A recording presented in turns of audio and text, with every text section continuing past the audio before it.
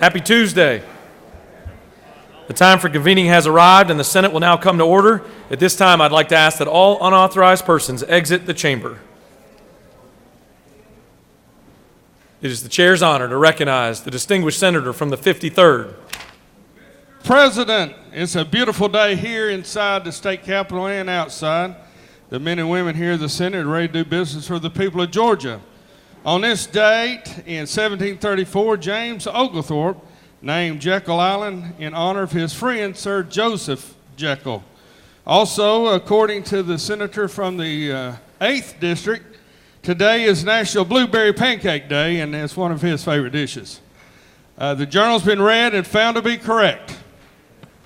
Is there objection to dispensing with the reading of the journal? The chair hears none. The reading of the journal is dispensed with. Is there objection to the confirmation of the journal? The chair hears none, and the journal is confirmed. All senators who have bills and resolutions to introduce, you can bring those to the Secretary's desk at this time. Mr. Secretary, first reading of Senate bills and resolutions.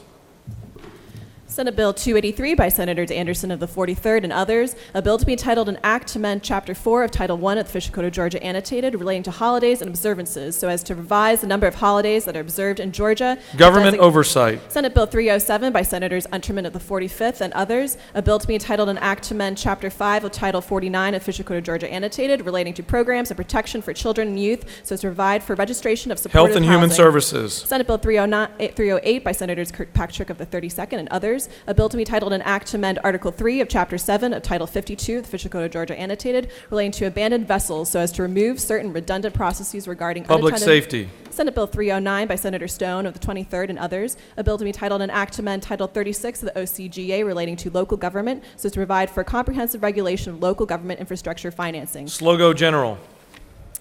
Senate Bill 310 by Senator Harper of the 7th and others, a bill to be titled an Act to amend Title 43 of the OCGA relating to professions and businesses to provide for regulation of certain professions, to change certain provisions relating to certain boxing, wrestling, and martial arts. Regulated industries. Senate Bill 311 by Senators Kirkpatrick of the 32nd and others, a bill to be titled an Act to amend Chapter 1 of Title 31 of the Official Code of Georgia Annotated relating to general provisions regarding health so as to prohibit patient brokering, provide for definitions. Judiciary. Senate Bill 312 by Senator Jackson of the 2nd and others, a bill to be titled an Act to amend Title 50 of the Official Code of Georgia Annotated relating to state government so as to create the Georgia Commission on African American History and Culture. Urban Affairs. Senate Bill 313 by Senator Burke of the 11th and others, a bill to be titled an Act to amend Chapter 64, Title 33 of the Official Code of Georgia Annotated relating to regulation and licensure of pharmacy benefit managers so as to provide. Insurance and labor. Senate Bill 314 by Senator Jackson of the 2nd, a bill to be titled an Act to amend Article 3 of Chapter 5 of Title 17 of the Official Code of Georgia Annotated relating to disposition of property seized so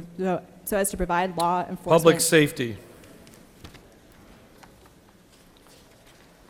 Senate Resolution 588 by Senator Albers of the 56th and others, a resolution urging the Board of Regents of the University System of Georgia to lower in-state tuition rates and associated fees by 4% in 2020 and by 6% in 2021 and for other purposes. Higher ed. Senate Resolution 593 by Senator Henson of the 41st and others, a resolution recognizing February 11th, 2020 as Georgia Federation of Democratic Women in Blue Day at the state capitol and for other purposes. Senate Resolution 601 by Senator Thompson of the 14th and others, a resolution recognizing and commending Donald Trump, President of the United States, for his Phase 1 trade deal with China and for other purposes. That completes the rules. That completes the order, Mr. President.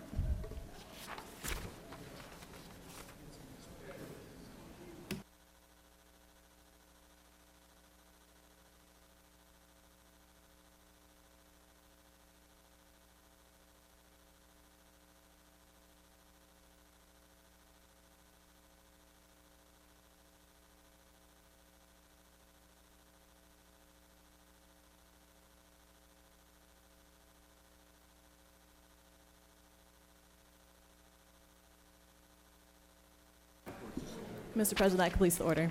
Mr. Secretary, will you read reports of standing committees? Mr. President, the Senate Committee on Judiciary has had under consideration the following legislation and has instructed me to report the same back to the Senate with the following recommendation. House Bill 230 do pass. Respectfully submitted by Senator Stone of the 23rd District, Chair. That completes the order, Mr. President. All right, it's now time for a morning roll call. Are there any motions to excuse? The chair recognizes the senator from the 33rd. Good morning, Mr. President. I ask for unanimous consent to excuse the senator from the 38th district. Without objection, the senator from the 38th is excused. Are there any additional motions to excuse? Chair recognizes the senator from the 39th. Good morning, Mr. President. I ask for unanimous consent to excuse the senator from the 40th. 40th. Without objection, the senator from the 40th is excused. Chair recognizes the senator from the 24th. Mr. President, I'd like permission to excuse the senator from the 25th. Without objection, the senator from the 25th is excused. Are there any additional motions to excuse? Chair sees none. The secretary will call the roll. The senators signify your presence by voting the yea switch. Secretary will unlock the machines.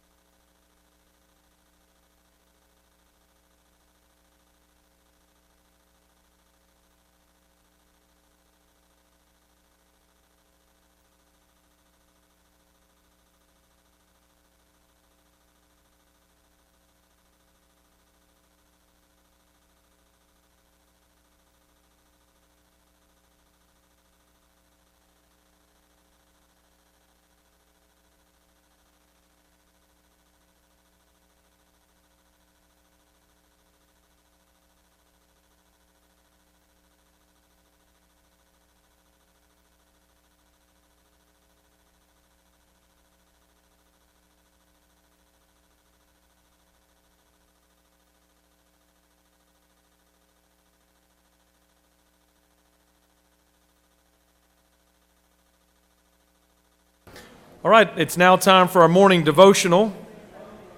I'd like to ask that all senators please take your seats and cease all audible conversations.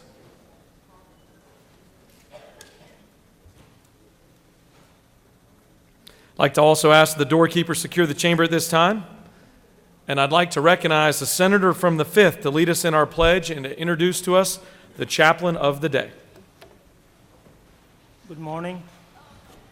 Now for the Pledge of Allegiance. I pledge allegiance to the flag of the United States of America, and to the republic which it stands, one nation under God, indivisible, with liberty and justice for all. Now to the Georgia flag. I pledge allegiance to the Georgia flag and to the principles for which it stands, wisdom, justice, and moderation.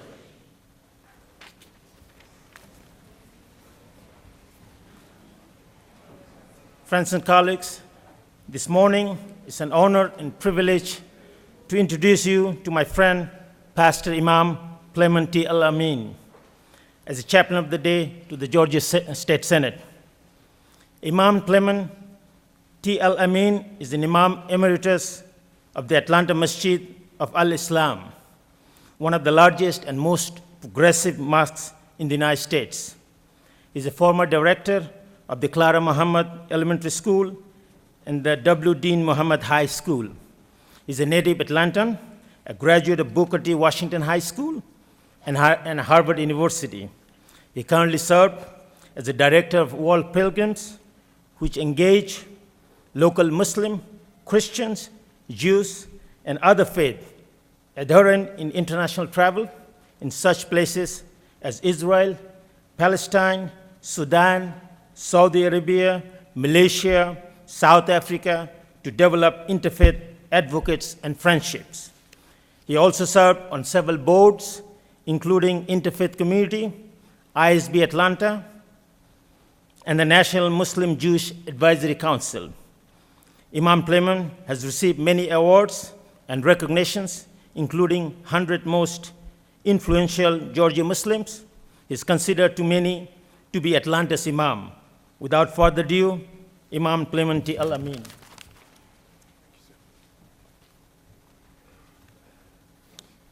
We thank this illustrious body for the invitation and the honor, and for the great responsibility and obligation each of you have accepted on behalf of those of us whom you represent, and on behalf of the great state of Georgia.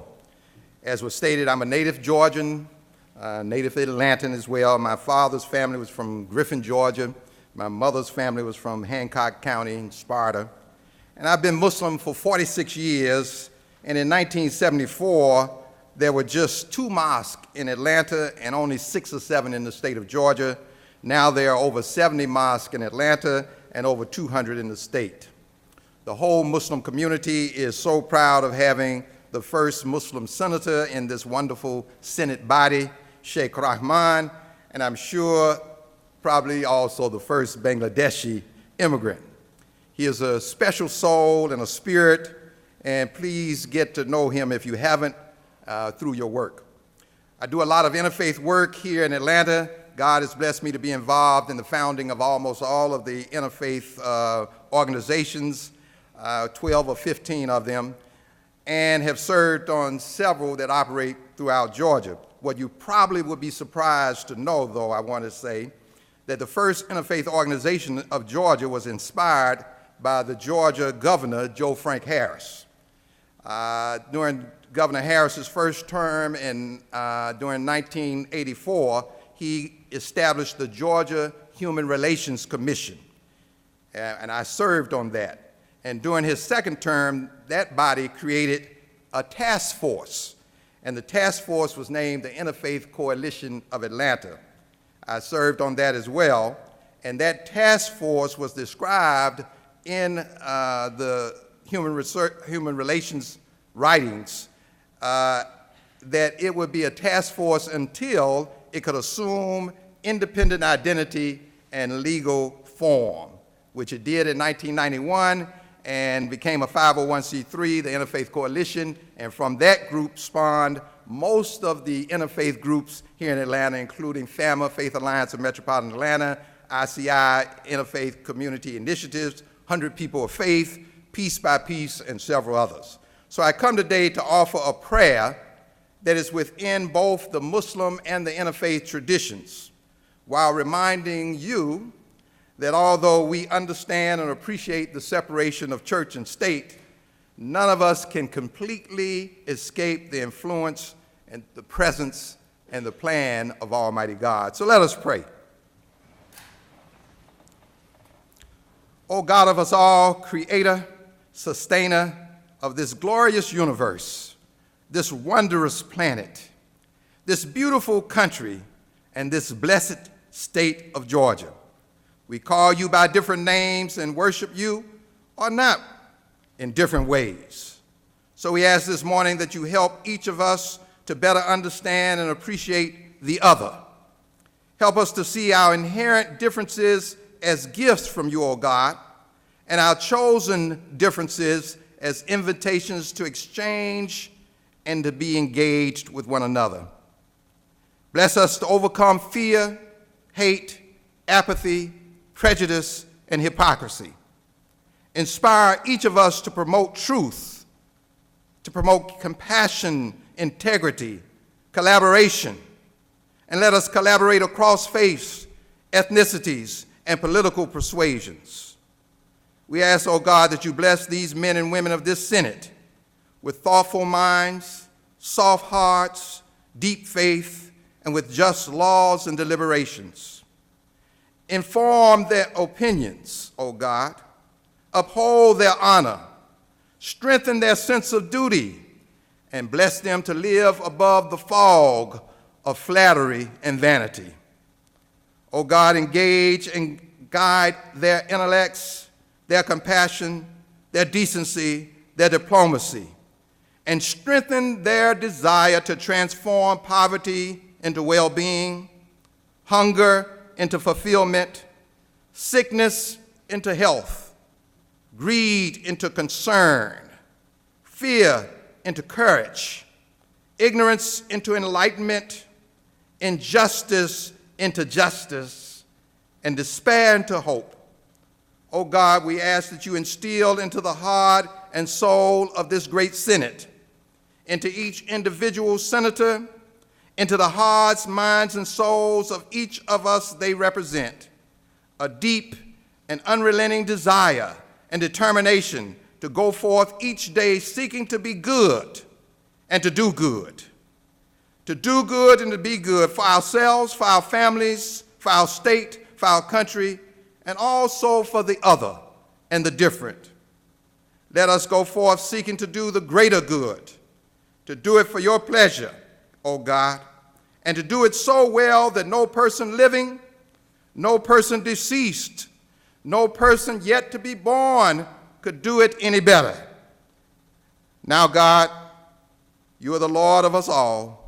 We ask on the behalf of each of us and all of us, leave no sin of ours unforgiven, no anxiety of ours unrelieved, no righteous need of ours unfulfilled. We ask that you deepen our commitment, broaden our involvement, expand our vision, guide our hearts and our minds, and protect our souls. And now, O God, we ask that you answer our prayers. To you belong the sovereignty, and God, to you belong the praise. Amen, amen, amen. Thank you.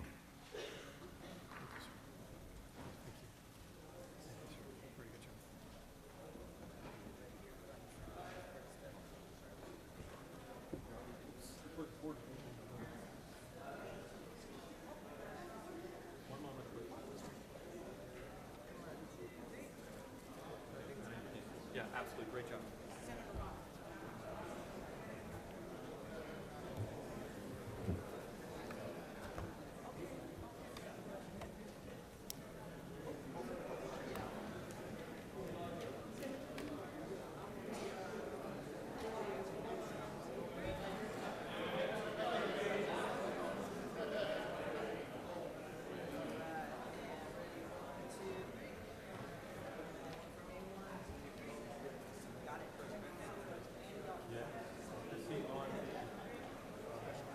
He is, okay.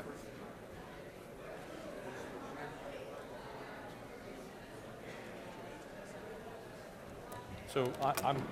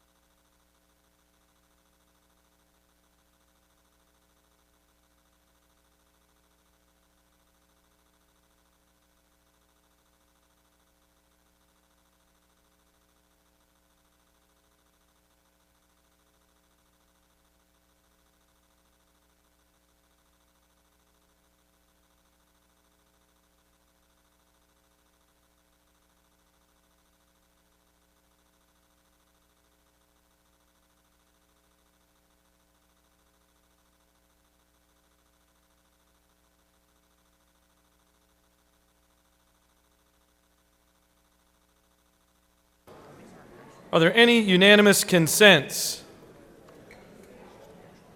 Chair hears none. I would like to start the process of introducing special guests, and I'd ask that every senator take your seats and focus your attention up here to our special guests.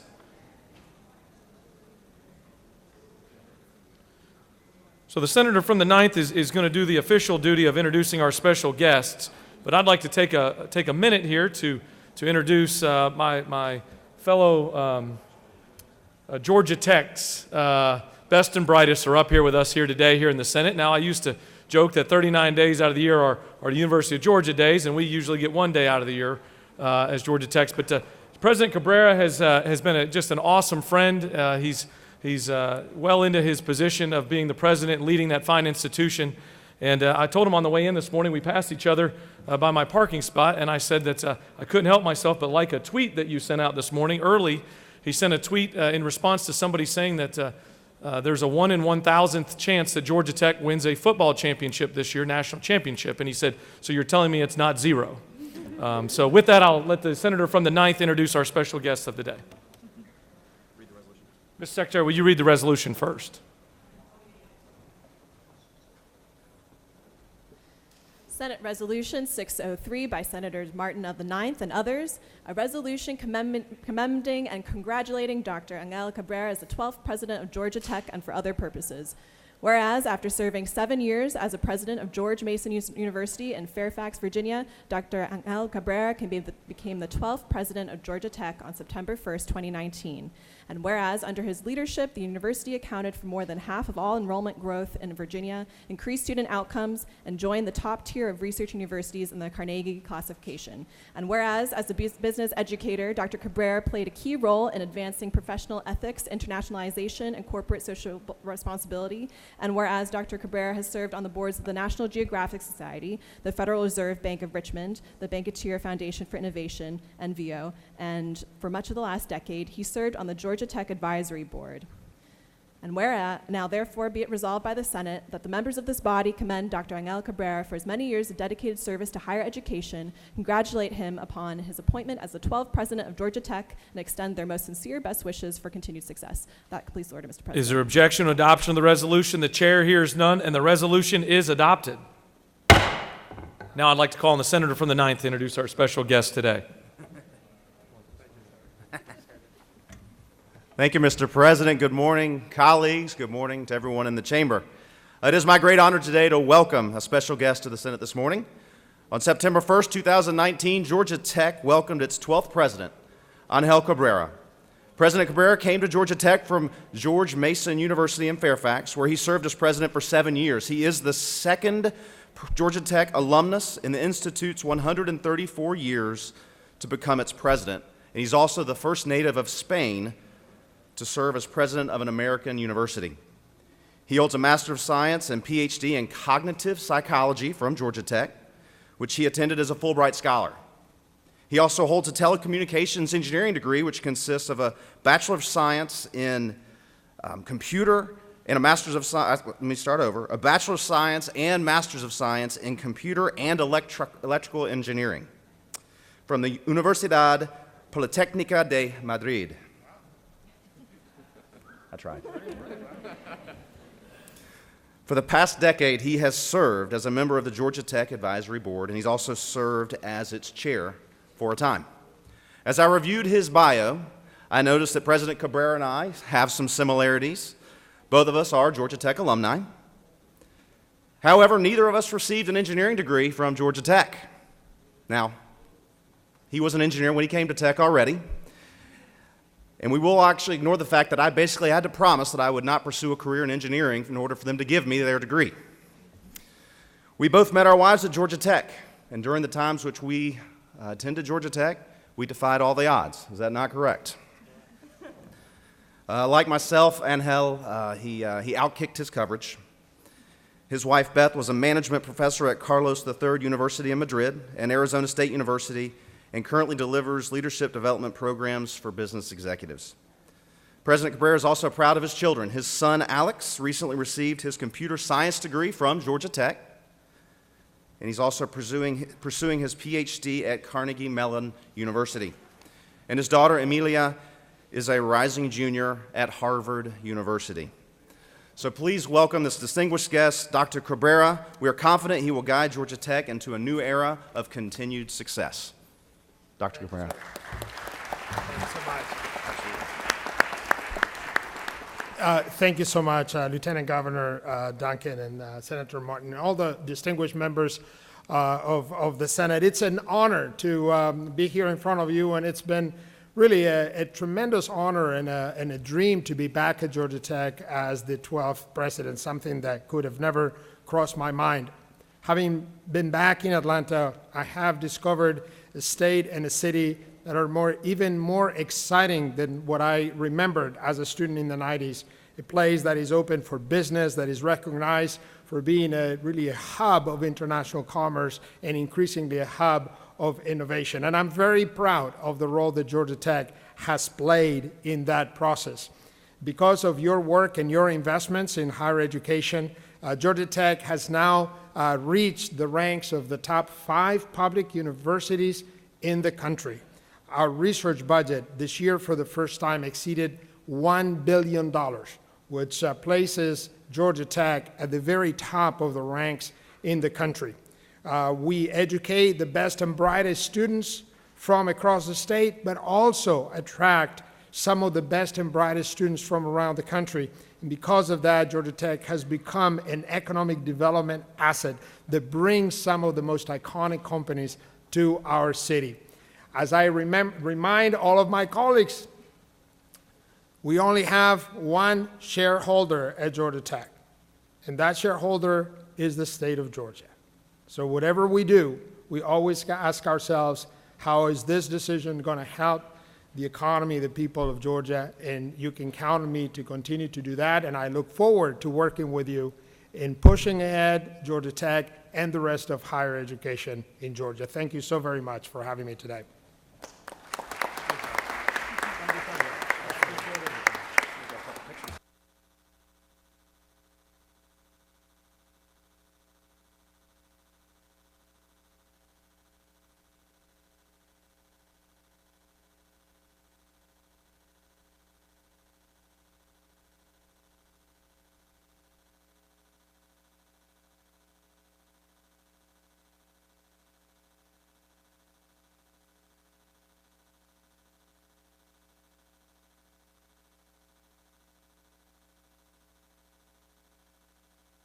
We have additional special guests with us today that we'd like to recognize. Mr. Secretary, will you read the resolution?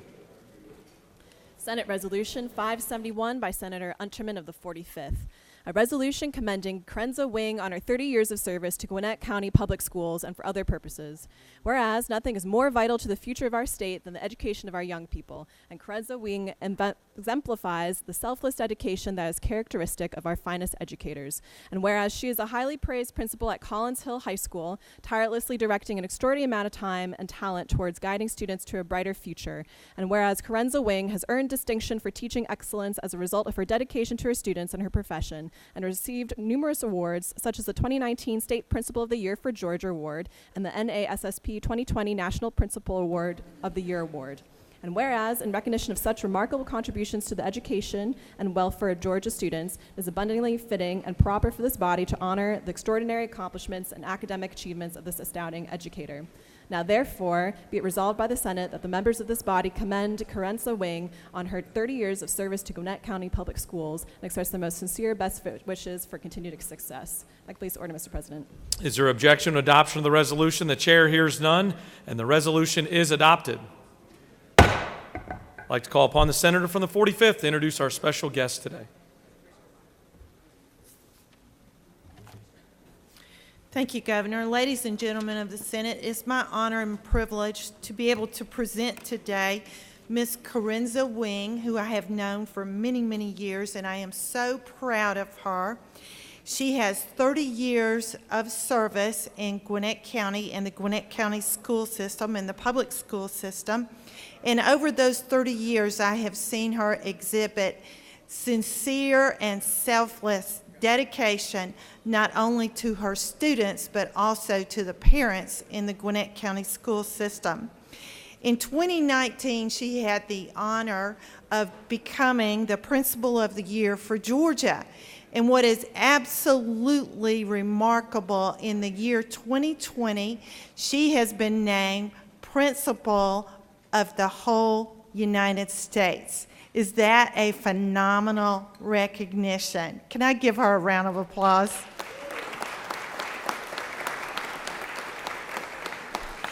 It's truly remarkable when you realize that Georgia is considered an upper tier state, but we do not compete with California, Texas, Florida, New York, Ohio in population. And for her to be chosen as principal in the whole United States is absolutely remarkable. And it is indicative of that service.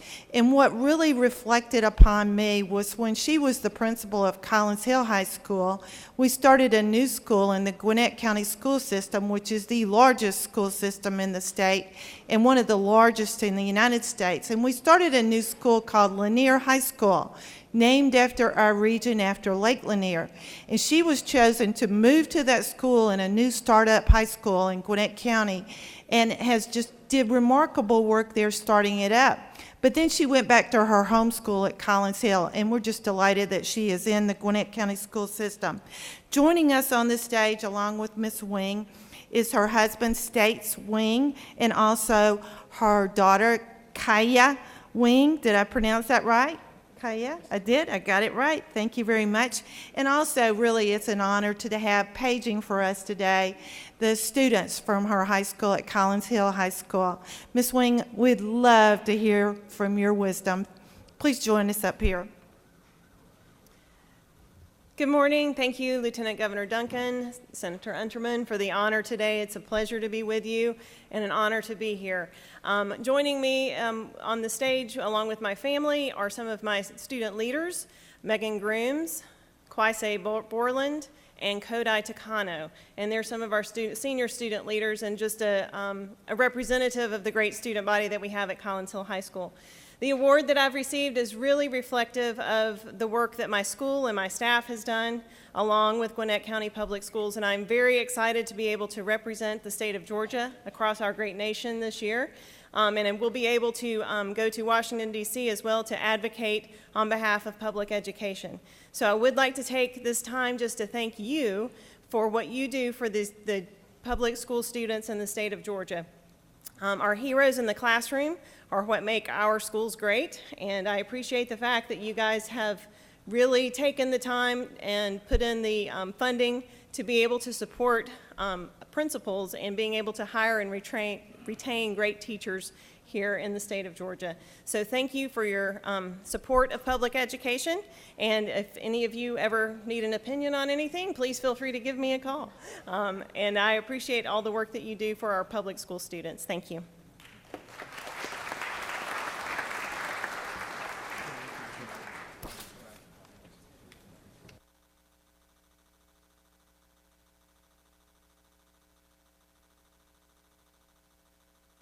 We have additional special guests with us today. Mr. Secretary, will you read the resolution? Senate Resolution 578 by Senator Ginn of the 47th and others, a resolution commending the Georgia Senate and Georgia Economic Developers Association on their efforts to improve the economic development climate of the state of Georgia and for other purposes. Whereas Georgia has been ranked by several sources, including site selection for the last 7 years and area development for the last 6 years, as the #1 state in the nation in which to do business. And whereas the Georgia Department of Economic Development has been named #1 best-in-class state-level economic development agency in the country, according to a survey of U.S. corporate executives and location advisors, and continues to excel at a high level of efficiency. And whereas the Georgia Senate and the Georgia Economic Developers Association work to maintain a strong business climate, to grow jobs, and to attract and encourage investment in and for Georgia. Now therefore be it resolved by the Senate that the members of this body commend the Georgia Senate and the Georgia Economic Developers Association and its members for the significant role they play in Georgia's economic growth and success. That completes the order, Mr. President. Is there objection to adoption of the resolution? The chair hears none, and the resolution is adopted. I'd like to call upon the senator from the 47th to introduce our special guest today. Thank you, Mr. President. You know, I look back, and this is actually my 10th year serving in the Georgia Senate. And y'all think back a few years, when 10 years ago, our unemployment rate in Georgia was about 14%. Today, we have a low of 3.3%. And everybody in this room, including our honored guest, said they all have a role to play in that jobs for Georgia. Said, but the folks behind me, and I want to introduce you to Chairman Chris Humphrey.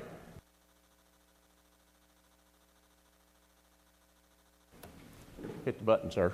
Said one of the things that for me, this is all about jobs, and these people are doing a great job because everybody in Georgia has a job today. And I want to introduce Anna Chafin, our past chair. Said Benji Thompson, our current secretary treasurer, Grant Buckley, who's our vice chairman, and most importantly, our president, who makes everything happen and look seamlessly, said Kevin Shea. I'll call him this time Chris Humphrey. If you would come up and tell us a little bit about GEDA and how honored we are to have you here. Thank you, sir.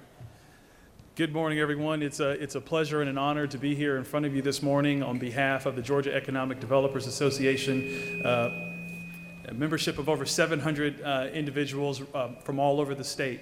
We know that setting a budget is a very important factor for you all, and we hope that we can help play a part in helping bring in revenue to help solve some of those challenges. In 2019, the membership of GEDA helped announce over 300 projects, over 29,000 jobs, and over $6 billion in capital investment. So it's truly an honor to represent our state and continue to move it forward in economic development, keeping that unemployment rate low and bringing in more revenue to the state. So thank you, Lieutenant Governor. Thank you, Senator Ginn. Thank you also, Senator Dugan and Senator James, who both represent Douglas County, for having us here today.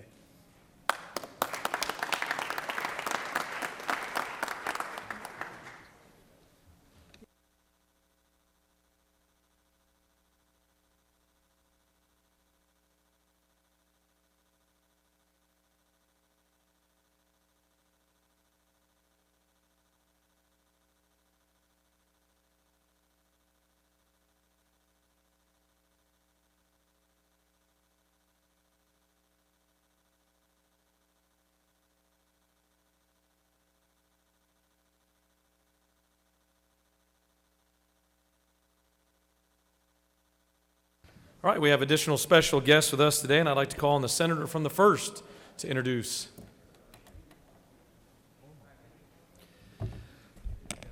Thank you, Mr. President. So January 28th is Georgia's Addiction Recovery Awareness Day here at the Capitol, and it is my honor to have Jeff Breedlove with us today. Over 25 million Americans are building a life in recovery. Over 800,000 Georgians are in substance use disorder recovery.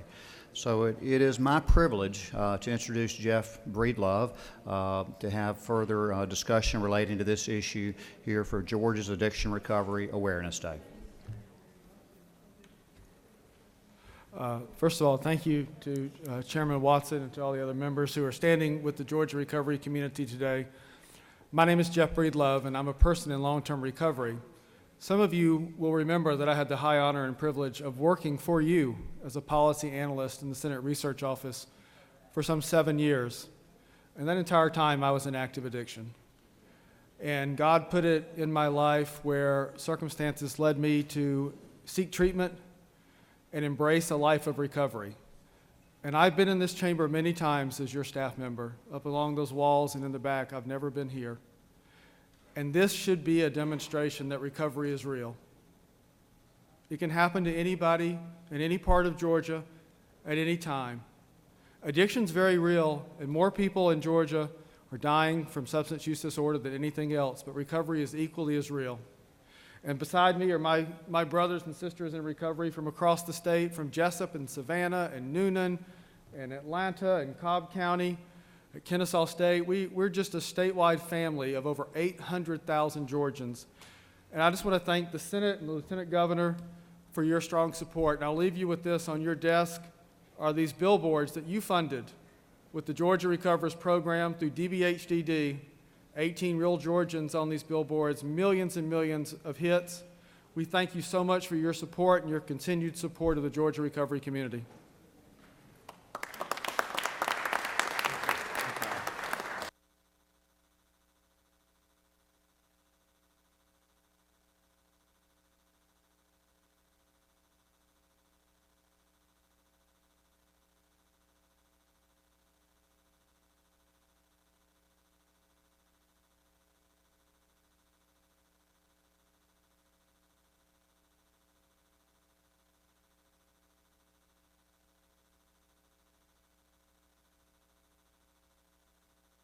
Chair would like to recognize the senator from the 52nd for a point of personal privilege.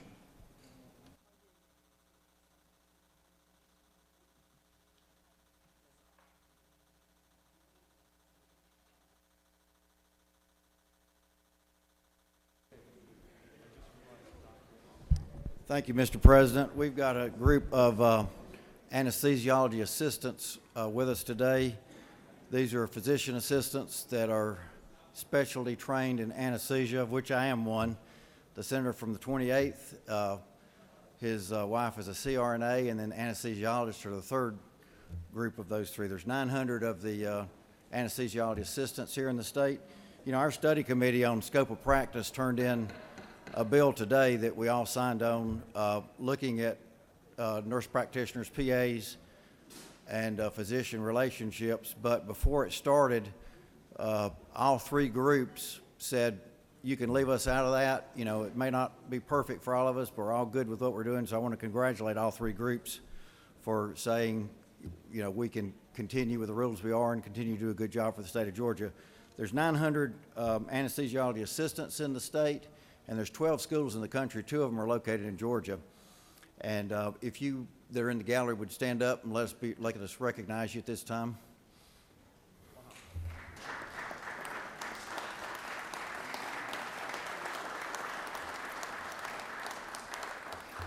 They're from Emory University and South University. And thank you all for coming, and thank you, Mr. President. At this time, I'd like to take a moment to introduce our doctor of the day and call on the senator from the 6th to do so. Thank you. It is my pleasure to introduce our doctor of the day, Dr. Walter McClellan. Dr. McClellan is an Atlanta native and a 1997 graduate of the Westminster Schools. He earned his BA in history from Princeton University in 2001. While at Princeton, Dr. McClellan was a member of the men's cross country, indoor track, and outdoor track teams. He returned to Atlanta to complete his MD degree at Emory University School of Medicine in 2005, and then he remained at Emory to complete his orthopedic residency training. Dr. McClellan went on to complete a fellowship in hand, upper extremity, and microvascular surgery at the prestigious Curtis National Hand Center in Baltimore, Maryland. Dr. McClellan has been invited to lecture both nationally and internationally and continues to participate actively in orthopedic research. Please join me in welcoming Dr. McClellan.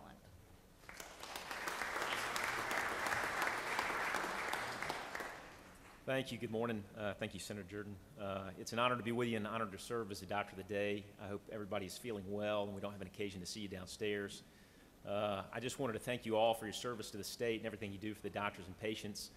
And I'll just mention on a personal level, I have a particular appreciation for this body. My grandfather was actually a state legislature from 1956 to 1968. So I do appreciate everything y'all do, and thank you for having me down here today. Good luck for a productive and wonderful session. Thank you.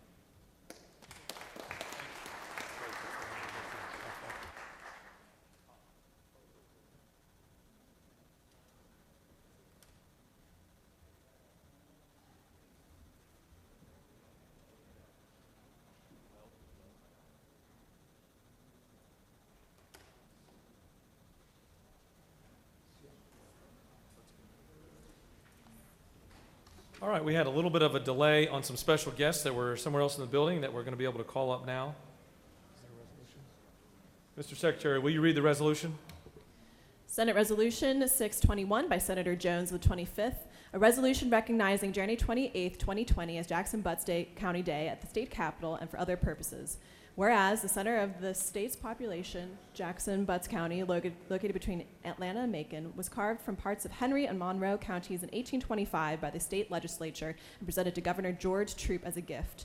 And whereas Jackson Butts County is home to several national landmarks, including Indian Springs State Park, one of the oldest state parks in the United States and a popular spot for outdoor recreation, High Falls State Park, one of Georgia's top fishing spots for hybrid and white bass, and Lake Jackson, a 4,150-acre reservoir originally built in 1910 to generate electricity for Macon. And whereas cities and counties that support great economic growth for the state have such rich history and traditions are worthy of recognition by this body. Now therefore be resolved by the Senate that the members of this body recognize January 28th, 2020 as Jackson Butts County Day at the state capitol and express their most sincere best wishes for continued growth and success. If I could please order, Mr. President. Is there objection to adoption of the resolution? The chair hears none, and the resolution is adopted. I'd like to call upon the senator from the 25th to introduce our special guest today. Thank you, Mr. President. Thank you, Senate members, for this opportunity. This is the 6th year in a row we've had Jackson Butts County Day, and I want to give a good thank you for the good citizens who came up and leadership Butts County today. Some young and older leaders in our community that want to strive to make it one of the best places in Georgia to live, work, and play. And I want to thank the legislative body for your support in the last few years and contributing to our Indian Springs State Park and High Falls. Because of your efforts and because of your willingness to help, we have a world-class conference center at Indian Springs State Park, which is the oldest state park in the country. So thank y'all for that, and we'd love to come host you for some good fresh air barbecue whenever you feel the need to travel down South 75. So if you wouldn't mind, give this group a big round of applause.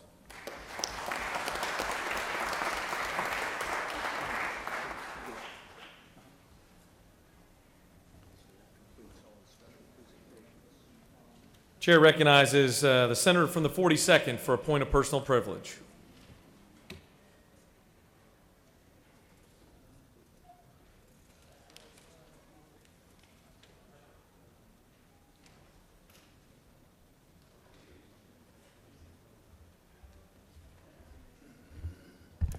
Thank you, Mr. President. I'm honored to rise today to recognize a very special group. Today we have with us at the Capitol the members of the Georgia Science Teachers Association. The Georgia Science Teachers Association has approximately 1,500 members across the state of Georgia. It's committed to supporting excellence in science teaching for the students of Georgia. We all know the importance of that as we have more of a STEM-oriented economy. GSTA works to connect, inform, support, and advocate for science teachers in Georgia. They also partner with like-minded formal and informal science education organizations to further their mission and goals. They importantly host an annual conference where 1,000 science teachers from across the state attend. GSTA is also well known for its online Phenomena Bank, which provides lesson resources to support the Georgia Standards of Excellence. At this time, I'd like you all to join me in giving a warm welcome to our members of our Georgia Science Teachers Association who are up in the gallery.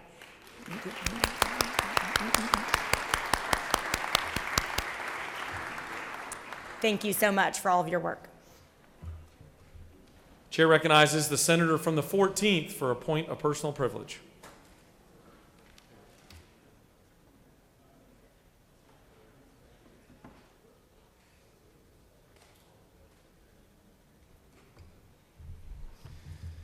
Thank you, Mr. President. I rise today on the backs of yesterday when we talked a little bit about casinos. It appears today on our desk we have an AJC report. I find it really interesting. It says down here, overall respondents indicate that they were satisfied with the state's economy and its legislators. More than 58% describe the economy as good or excellent. It's interesting. That means 42% don't recognize that the economy is roaring, so I'm not sure what you compare that to. You go on and say the economy is good or excellent. It says 52% approve of the way the General Assembly is handling its job. I guess that's 48% do not like the way we're doing that. So it's interesting for some of my colleagues that are attorneys, you know, it's often said that an attorney never asks a question they don't already know the answer to. Another strategy is to ask a question multiple times in multiple ways until they're successful in either creating a narrative or a perception that they seek. Let's talk about polling for a second. If you look it up in the dictionary, it says, defined as a sampling or collection of opinions on a subject taken for either a selected group or a random group of people for the purpose of analysis. Well, clearly they didn't poll Cherokee or Bartow County because I can tell you how they feel in my district about this. Ladies and gentlemen, the reality of it is you can select any sampling you want to get any answer you want. And I'm pretty confident if you poll the entire state of Georgia versus a sampling of 1,025 people, you might get a different answer than's publicized in this right here. With that, Mr. President, I yield the well.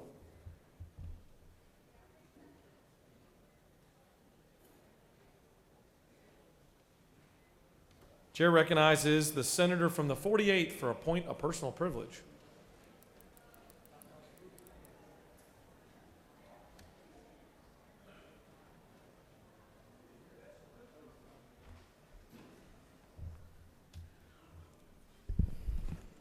Thank you, Mr. President. I wanted to take a moment this morning and recognize the tribute yesterday to the countless souls taken during the Holocaust. Rabbi Berg left us with powerful words, one that we should not forget during Holocaust Remembrance Day or any day. Part of remembering the past is to acknowledge that if we do not learn from it, we are doomed to repeat our mistakes.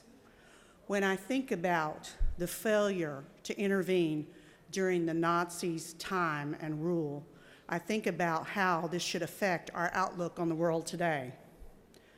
None of us were elected when those atrocities transpired, but we are here today.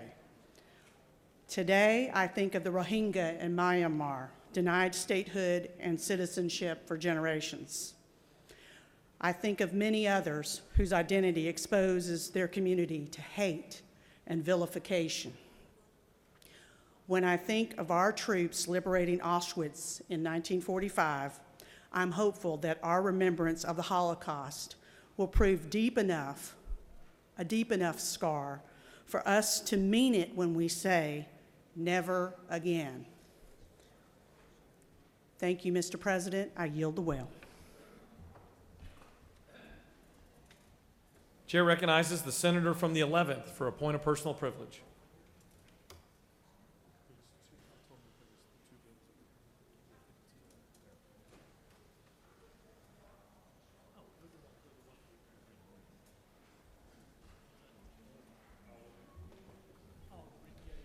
Thank you, Mr. President. I stand today to welcome a group to the Capitol. Today is Georgia's Speech and Language Day, as well as the Georgia Academy of Audiologists Day. Some of you in this room have selective hearing. You hear what you want to hear. I, on the other hand, can't hear a thing without my hearing aids. And I remember the day that I had these put in, and because my wife and I were driving home, and there was a little sprinkle going on outside the car, and I heard the little pitter-patter of raindrops on the roof, and I hadn't heard that in years and years, and it was amazing to me what I was missing. In another area that's personally affected me, my beautiful oldest grandchild, my only granddaughter, when she started talking, had a little bit of a stutter. And these speech professionals only took 5 or 6 appointments for that to disappear. And I know when I was young, that was a huge impediment to people's ability to go to school, and the bullying that would occur with a stutter. And I deeply appreciate these professional men and women. If there are any in the gallery, I'd like for them to stand and let them get a great Senate welcome for the professional work they do. Thank you. Thank you, Mr. President. I yield the well. Chair recognizes the senator from the 44th for a point of personal privilege.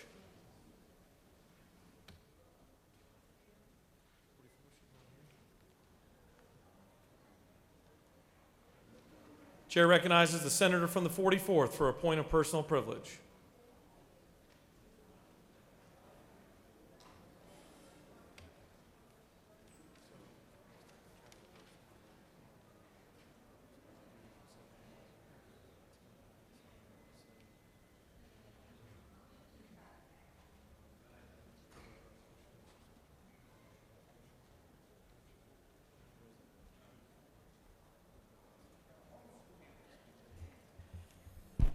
Thank you very much, Mr. President. And I rise today simply to recognize, and someone else might have already done that, but I have some constituents in my district, Ms. Stephanie Scott, and other members of the Georgia Vision Alliance. And I am trying to work with them on a commission for the blind and visually impaired. And I know we already have some in our code, the Georgia Vocational Rehabilitation Agency and the Georgia Industries for the Blind, but this is just something to supplement that. So if there are members of that group here, would you please stand? Let's give them a big hand. Thank you. And Mr. President, now I would like to ask for just a moment of silence for one of my constituents, one of my senior citizens, a family I have known all of my life, Ms. Meredith Clerk Levana, who passed away in Jonesboro this past weekend, and the funeral is in a couple of hours there at the Shiloh Baptist Church. And of course, we send our condolences to the family, and to the community, and also to the Shiloh Baptist Church family. Would you bow for just a moment? Senators, ask for a moment of silence. Please rise to your feet and give a moment of silence.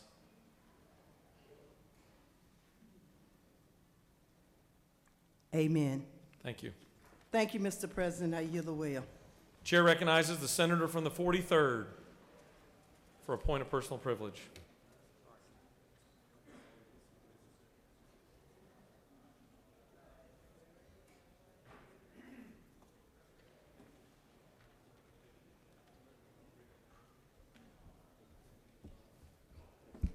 Thank you, Mr. President. Good morning, colleagues. This morning, I rise to recognize, celebrate, and give thanks to my God for my parents who are celebrating 63 years of marriage. I am the youngest of 5 and the most outgoing, adventurous, and loving child that they have. So I must say that I appreciate them. I just spoke with them, and I want to say happy anniversary to my mom and dad. Thank you, Mr. President. I yield the will. Very, very well done. You have a consent calendar of privilege resolutions before you. Does any senator wish to remove a resolution from the consent calendar? Is there objection to adoption of the resolution on the consent calendar? The chair hears none, and the resolutions on the consent calendar are adopted. We have a couple of additional privilege resolutions. Mr. Secretary, will you read the resolution? Senate Resolution 585 by Senator Tillery of the 19th, a resolution recognizing and commending the Conservative Policy Leadership Institute and for other purposes. Back, please, order, Mr. President. Is there objection to adoption of the resolution on? The chair hears none, and the resolution is adopted. Mr. Secretary, will you read the additional resolution? Senate Resolution number 593 by Senator Henson of the 41st and others, a resolution recognizing February 11th, 2020 as Georgia Federation of Democratic Women in Blue Day at the state capitol and for other purposes. That please order, Mr. President. Is there objection to adoption of the resolution? The chair hears none, and the resolution is adopted. Are there any motions to withdraw and commit? The chair hears none.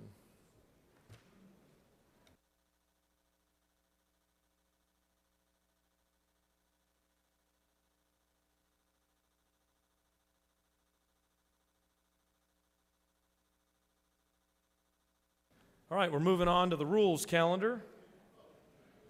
Moving on to the rules calendar. Mr. Secretary, will you read HB 444? Just the caption. House Bill number 444, a bill to be titled an act to amend Title 20 of the Official Code of Georgia annotated relating to education so as to revise the Move On When Ready Act and dual credit course, to revise a short title, to provide for certain covered dual credit courses, to provide for certain covered eligible high school students, to provide for maximum covered hours, to provide for high school students to take non-covered dual credit courses at their own expense or with lottery funds, and for other purposes. Chair recognizes the senator from the 17th to speak. Oh, we got additional. Go ahead, Mr. Secretary, to read the substitute. On January 16th, 2020, the Committee of the Senate on Higher Education recommends that this do pass by substitute. Respectfully submitted by Senator Tippins of the 37th Chair. Mr. President, the Senate Committee on Higher Education offers the following substitute to House Bill 444, a bill to be entitled an act to amend Title 20 of the Official Code of Georgia annotated relating to education so as to revise the Move On When Ready Act and dual credit courses, to revise a short title, to provide for legislative purpose, to provide for definitions, to provide for certain eligible dual credit courses, to revise provisions relating to eligible high school students, to provide for high school students to take non-covered dual credit courses at their own expense, to provide for responsibilities of the Georgia Student Finance Commission and the Office of Planning and Budget, to amend Code Section 1611-127.1 of the Official Code of Georgia annotated relating to carrying weapons within school safety zones and for other purposes. That completes the order, Mr. President. Thank you, Mr. Secretary. The chair recognizes the senator from the 17th to speak to House Bill 444.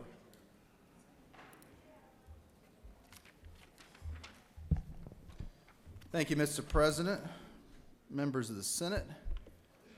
I bring to you House Bill 444. As you may recall, last session, I asked the Senate Higher Ed Committee and the Rules Committee to let this bill out of committee and put it on the floor, knowing we had a lot of work to do still on the issue. And we tried last session to get this issue done right. We couldn't quite get there. But in the last year, we've come together and put together a bill that I think strikes the right balance to preserve our dual enrollment program moving forward for our state. In the off-season, folks from the Georgia Department of Education, Georgia Student Finance Commission, University System of Georgia, Technical College System of Georgia, Georgia Independent College Association, local school systems and superintendents, and the governor's office all came together, leadership from this body and the House, to come up with House Bill 444 and make sure we hit that right balance. With House Bill 444, we are ensuring that the very successful dual enrollment program in our state is preserved for every student, no matter their zip code, the involvement they have at home, or even what they get on the SAT or ACT. We put guardrails in the program to save it for future generations to come. These guardrails include capping the hours that the state pays for at a level that is nearly double what the average student takes now. We also limited the program to 10th through 12th graders for technical college students and 11th and 12th graders for university students, with exceptions for those students that excel on the SAT or ACT. Finally, we're making certain that the state is paying for the completion of those core classes that can transfer, and it'll give our students the head start they need for college, while independently continuing to provide funding for students taking advantage of the SB 2 programs and the high demand career initiative programs. And to make sure we're not changing the rules during the middle of the game, we provided grandfathering provisions for students that have already embarked on dual enrollment under our current law. Ladies and gentlemen of the Senate, I believe that House Bill 444 makes certain that the dual enrollment program is maintained in a way where we can continue to fully fund the program in our state budget at its current level. This will make certain that dual enrollment continues to be available for not just those students that are blessed with parents that are involved in making educational decisions or have the financial means to give their kids all the resources they need. House Bill 444 furthers the purpose of the dual enrollment program that is codified in this bill, which is this: to promote and increase access to post-secondary educational opportunities for Georgia high school students while increasing high school graduation rates, preparing a skilled workforce, and decreasing time and costs to post-secondary credential completion. And with that, Mr. President, I'll take any questions anybody has on this bill. Chair recognizes the senator from the 42nd for a question. Thank you, Mr. President. Will the senator yield? Yes, ma'am. I'm curious what data we have that tells us how many what students and where they are who are taking more than 30 hours right now. Right, and I do have some numbers on that. The number of students that will be affected by this program in any way, those who are currently taking more than 30 hours, is 1,688 students of the 51,928 students that are taking dual enrollment, or 3.25%. And so it's a very, very small number that actually be impacted anyway at all. The average student in this program takes 17 hours before they graduate with dual enrollment. And like I said, we have the cap at 30. And the most frequent number that students take is only 6 hours. Do we know who those students are, though? Where they're from, their race and ethnicity, what courses they're taking, how many they're succeeding in, and what their outcomes are? I don't know if we can get all that because we don't know the outcomes till they're done, of course. But as far as more demographics on them, I'm sure Georgia Student Finance Commission has all that. I don't have that in front of me here today. It's my understanding that we, unlike other states, don't regularly collect data on participation rates among student groups, race, ethnicity, gender, economic status, or geography, or on college enrollment and graduation rates, time to degree. And I guess I'm wondering how we create a solution when we don't have all the data on who is participating in the program currently and whether or not the program goals are being met. Right. Well, I think you make a good point. If you're going to let the program be as it currently is under law, you're going to have to start saying who can take it and who can't. Because we know after the budget hearings last week, and any year we got to balance the state budget, which is every year for us, you've got to look at make sure that you can actually take in what you're spending. And if we don't put in guardrails in this, we'll have to start doing exactly what you're doing right now and asking me about is look, okay, who can take this? Who actually gets to be in dual enrollment? Which kids get to have it? Which ones don't?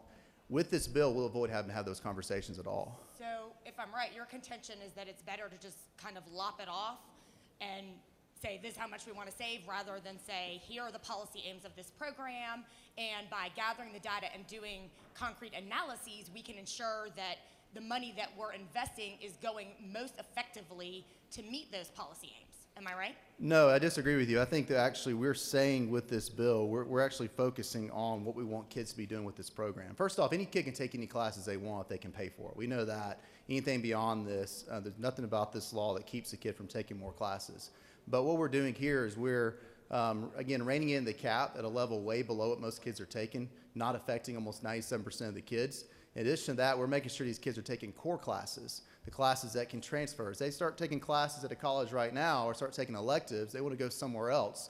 Sometimes kids change their minds about where they want to go to school. We want to make sure they actually can use those classes after high school as well. So I think in what we're doing with this program, we are preserving it at a certain funding level where we can fully fund it, but we're also directing kids on the right path as well. I am really glad you brought that up in terms of transferability, and if you'll continue to yield. Another understanding that I have about this program, and maybe you can enlighten me further, is that the same core academic class costs wildly different amounts depending on the institution where the student takes it. Was there any discussion of the working group or in the committee about trying to prioritize our limited state dollars towards the institutions that are using the highest proportion on student instruction?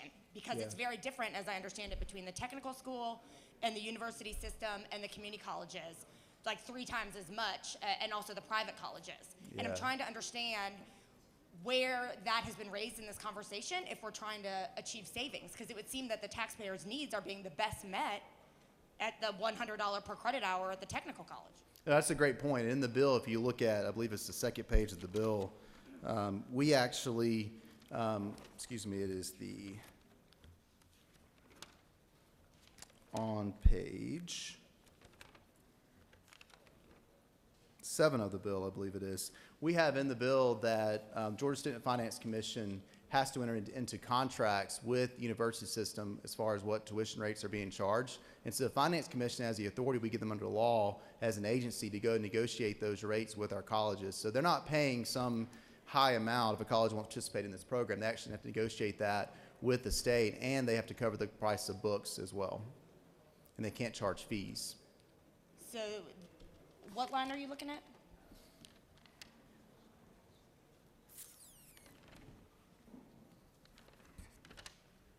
Let me find the actual line of the bill where that is in the law.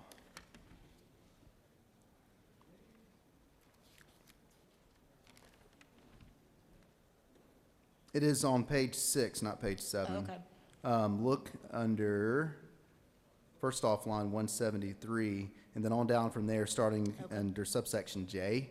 It has those provisions, a lot of which is already current law. We added to that a little bit as far as the authority to negotiate that with post-secondary institutions. So it could be renegotiated. What my question is how, it doesn't seem like much analysis or structure is really being put into place here, drilling down on the value proposition of the very different amounts of money we pay for the exact same course. I mean, allowing them to sort of negotiate it isn't really what I'm asking about. I'm assuming we as a body can hold the Georgia Student Finance Commission accountable if they aren't doing their job in negotiating those rates. I mean, you're given the authority under the law for them to do that, as they do with a lot of agencies, but ultimately it comes back on us. And so I'd hope that in the future, if that's not being done, that we'll see a bill from you or somebody else in this body to address that directly. Great. I mean, that's what I mean. It's sort of like it does fall back on us. So what's the answer on why it's 3 to 4 times as much at one school versus another? I don't believe that it is. I'm not sure where you're getting that information from. Yeah. And so that's something that Georgia can. Student Finance website. It'll be up to $374 for a semester at a private college where the course is $100 at a technical college. Again, I think that's something you can address directly with the commission, but the commission has the authority to do these contracts with these schools. There's a lot of factors that go into what a school charges for tuition. I agree, but Senator, you just said it falls back on us in the end, and that's, right. I guess I'm not satisfied that we did our job with regard to that, and thank you. You've been very generous with your time. All right, thank you. Chair recognizes the senator from the 1st for a question. Thank you, Mr. President. Does Senator yield? Yes, sir. To my old seatmate from the House. Yes. From my perspective, this is a budgetary issue. I mean, I don't recall the number that this dual enrollment cost initially. Maybe you could enlighten us. How much did it cost versus how much is it costing us now? Yeah, it's a good question. So originally when the program was set up, and I believe it was 2015, this was a $25 million line item in the budget. And this has gone up to as much as $140 million in the budget now. And so we see how much this program has grown with no end in sight because it doesn't have any guardrails currently in place. And so we've definitely exceeded where we were originally with no idea how far it could go up without this bill. So does Senator further yield? Yes, sir. So basically we're putting a cap on where we are now. We've gone from 25 million to, did you say 140 million? That's correct. Wow. So we're going to sort of cap it here where we are and allow what they have been doing in the past and just move it up and tighten up the restrictions a little bit. But Sure. we'll still be able to pursue higher education if they so desire. That's correct. Thank you. Thank you. Do you continue to yield? I will. Chair recognizes the senator from the 34th for a question. Thank you. Would Senator yield? Yes, ma'am. Senator, this is changing dramatically the impact on some students in my district. One in particular was able to get her associate's degree by doing dual enrollment since her 10th grade year. And over this summer, just this past summer, she was able to do interning in Clayton County courts through the Public Defendant's Office. But more important than all of that, this bright kid who has put in the work, who has earned it through what we currently have, and the potential of using her as an example to make sure other students see what putting in the work does when you stay focused. And beyond that, being a child of a single mom, what a blessing it is to have her on that pathway because she is doing all of that. And my question is, isn't it true? Or? Isn't it true that that is really what we are seeking to accomplish when we come out and we have all of these lottery-funded programs so that students will not be tied to debt that we currently see happening to so many? Is that true? That is true, and that's a great example of a student that's taking advantage of this program. It was not in high schools when I graduated. I go back and speak to schools in my district. I've gone back into some of these classes in particular at our academy in Henry County, and it's amazing what kids are doing and how much further they're getting in high school than I could get. So this program, that someone like you mentioned that wants to take advantage of hope, this has nothing to do with that issue. And on top of that, kids that are taking those high demand courses or SB2 courses as well, they can still get HOPE grants in addition to that 30 hours, get an extra 30 hours for a total of 60, which would pay for it. So she'd actually still get that associate's degree in that scenario. Thank you. Thank you. Chair recognizes the senator from the 56th for a question. Thank you, Mr. President. Will the senator yield? Yes, sir. Senator, isn't it true that I actually have a son right now who is enjoying the benefits of dual enrollment? That's right. I believe so.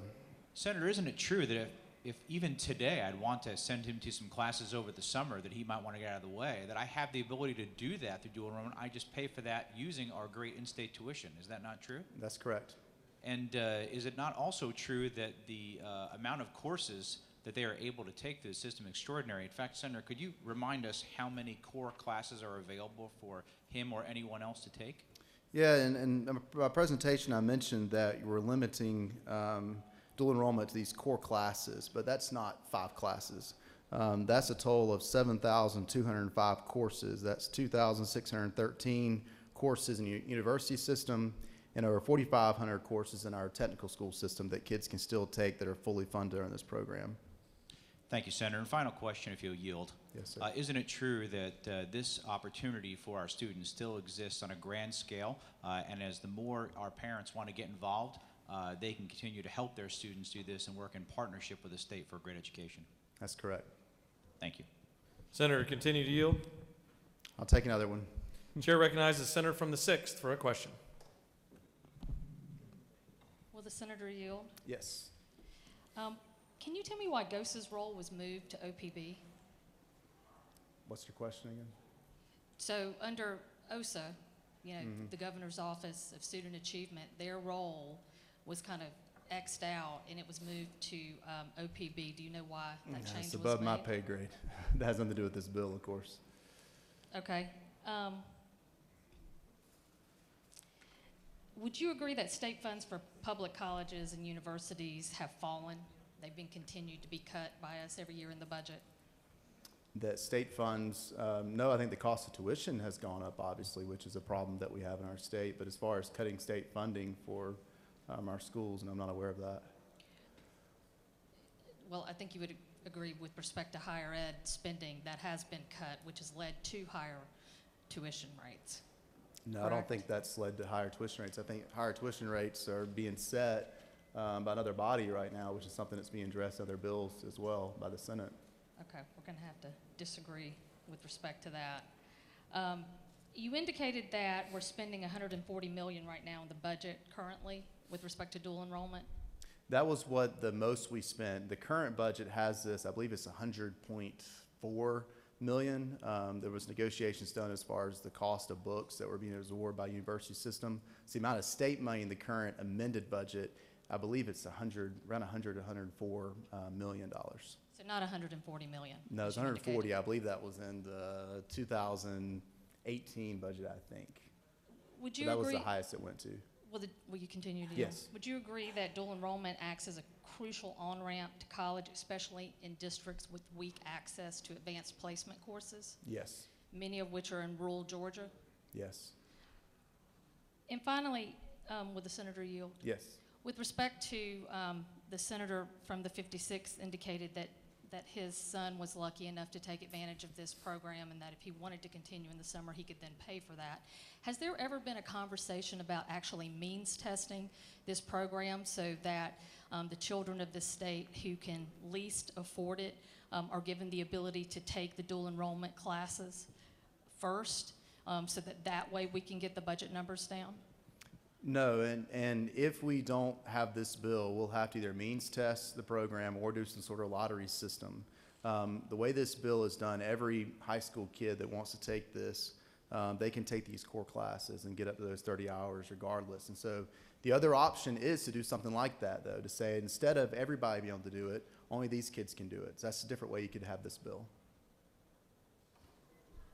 Senator, continue to yield. I'll take one more to be my last one, Mr. President. Chair recognizes the senator from the 14th for a question.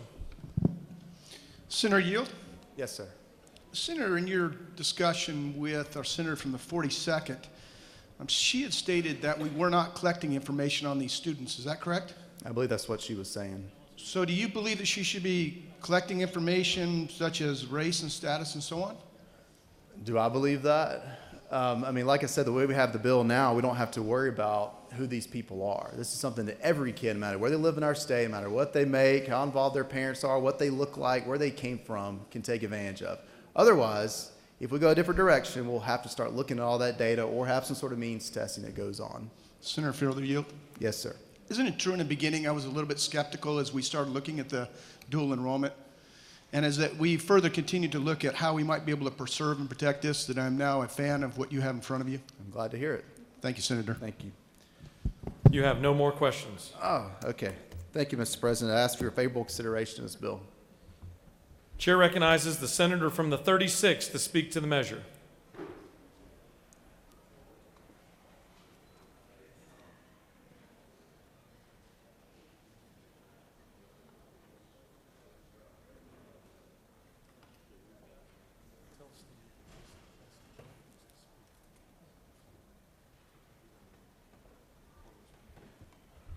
Thank you, Mr. President. Good morning, colleagues. I have serious apprehension about the impact of this legislation. Dual enrollment allows thousands of students to begin college debt-free or to obtain a remarkable progress towards getting a certificate from one of our technical colleges. In 2018, 12,000 high school students enrolled in the University System of Georgia classes, and 25,000 were enrolled in the technical college system classes, and there were 8,000 students that attended private school classes, earning up to 15 credits per semester. And Georgia has covered the cost of each of these students, allowing our brightest young minds to begin their college career without debt. When we originally passed this, and as we talked about it on the floor back in 2015, it was seen as well as a way to keep young students who possibly did not see the relevance of some of their high school education, but were very attracted to what was available to them at the technical college. And actually that we offered it as an opportunity for students to get the initial entry point into post-secondary education and get the understanding that here is a pathway for me to achieve success and for me to experience education that's meaningful to me and that makes sense. And that was a huge thing because we have young students who lose interest in what's going on at the high school level. That was one of the things that was seen. This bill, which changes this program, and I think we do need to be very clear on the dollars. And I had hoped to ask you that question and then several lines of inquiry to the floor leader did bring it up. But we're not simply capping what we're spending. We are reducing it by almost 1/3. That's the impact of this bill. That's the direction of the OPB. The budget, they say, is not going to bear the cost anymore, and we want it cut down. And so they trimmed and trimmed and trimmed, and this final trim would get it down to, as we heard from the gentleman from the 17th, to right around $100 million, from up at $144 million.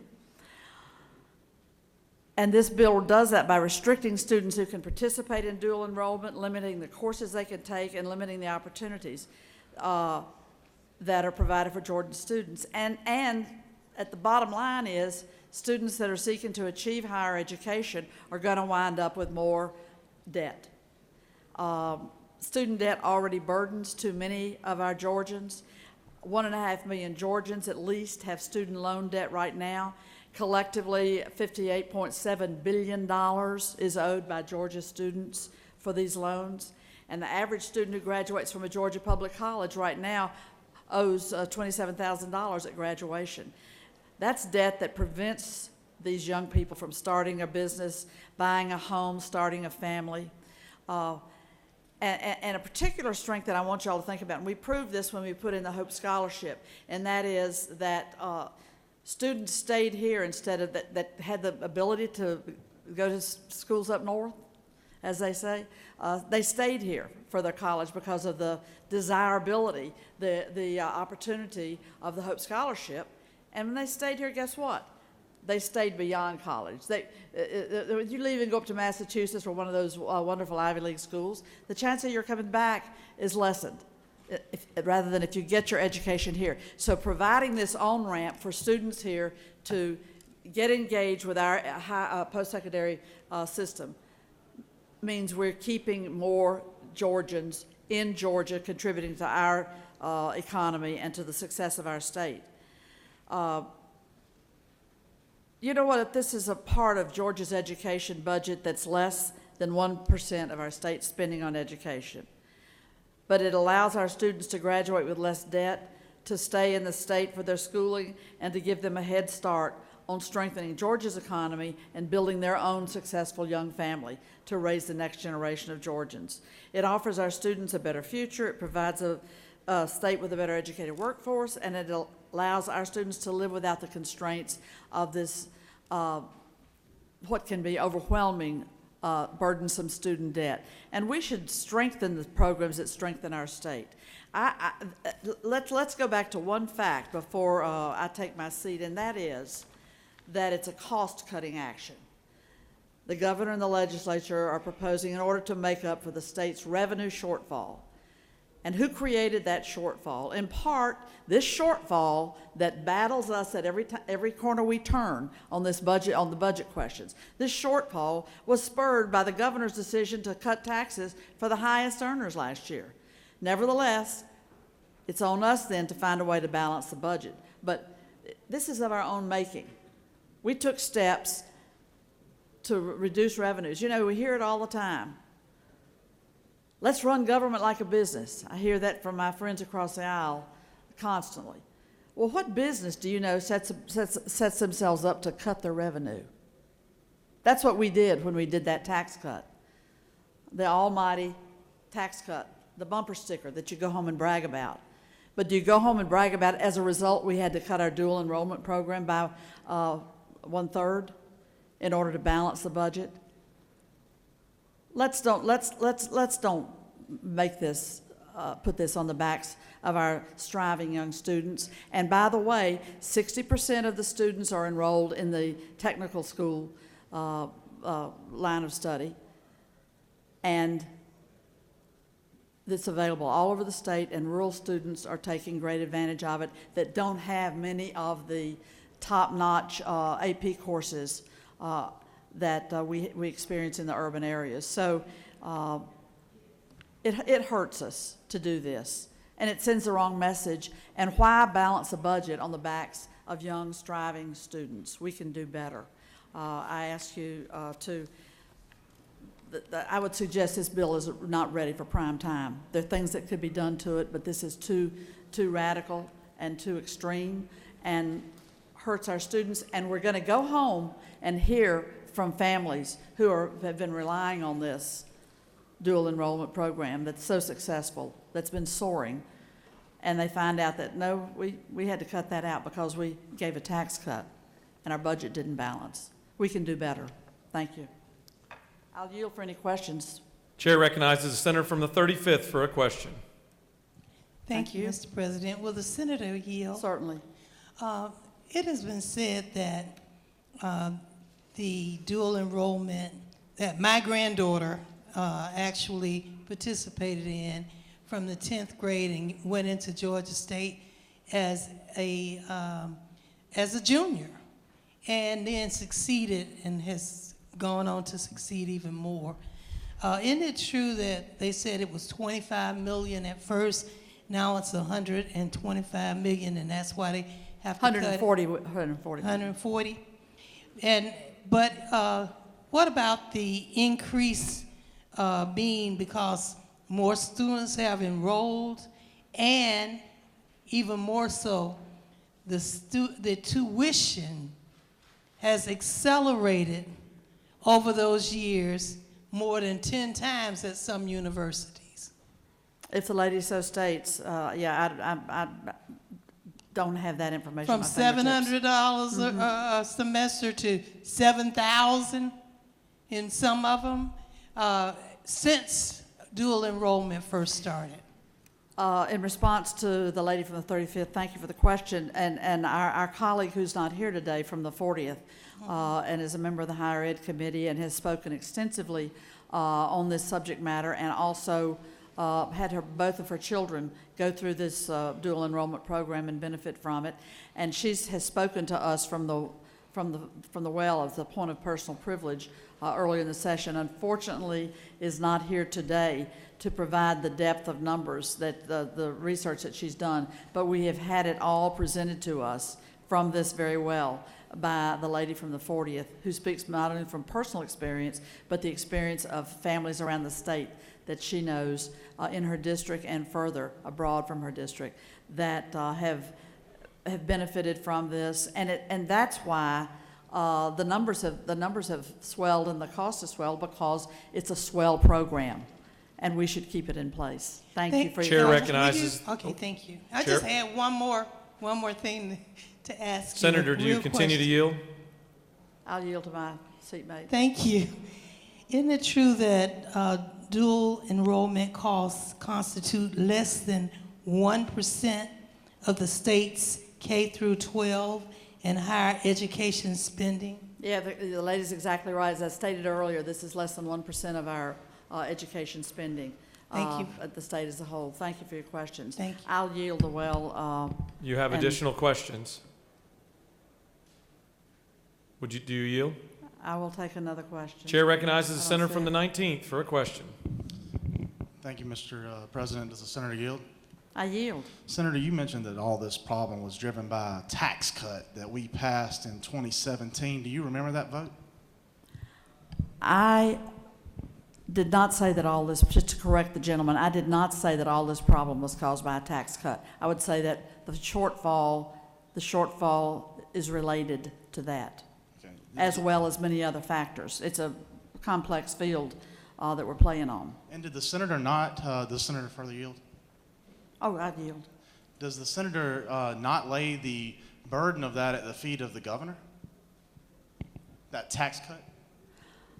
Well, the entire legislature voted on it. It was an action taken, and it was reflected in the budget, and it was not one person that did it. That's correct. One person can't do things down here. That's right. They have And to get a majority in both chambers signed on, and Senator, in some instances 2/3. Thank you. Does the senator further yield? I do. Is it not true that you actually voted for that tax cut on March 29th, 2018? It was Senate Vote 809? That's right. Thank you. You have no additional questions. Oh, I'll yield the well. Thank you, Mr. President. Chair recognizes the senator from the 41st, the minority leader, to speak to the measure.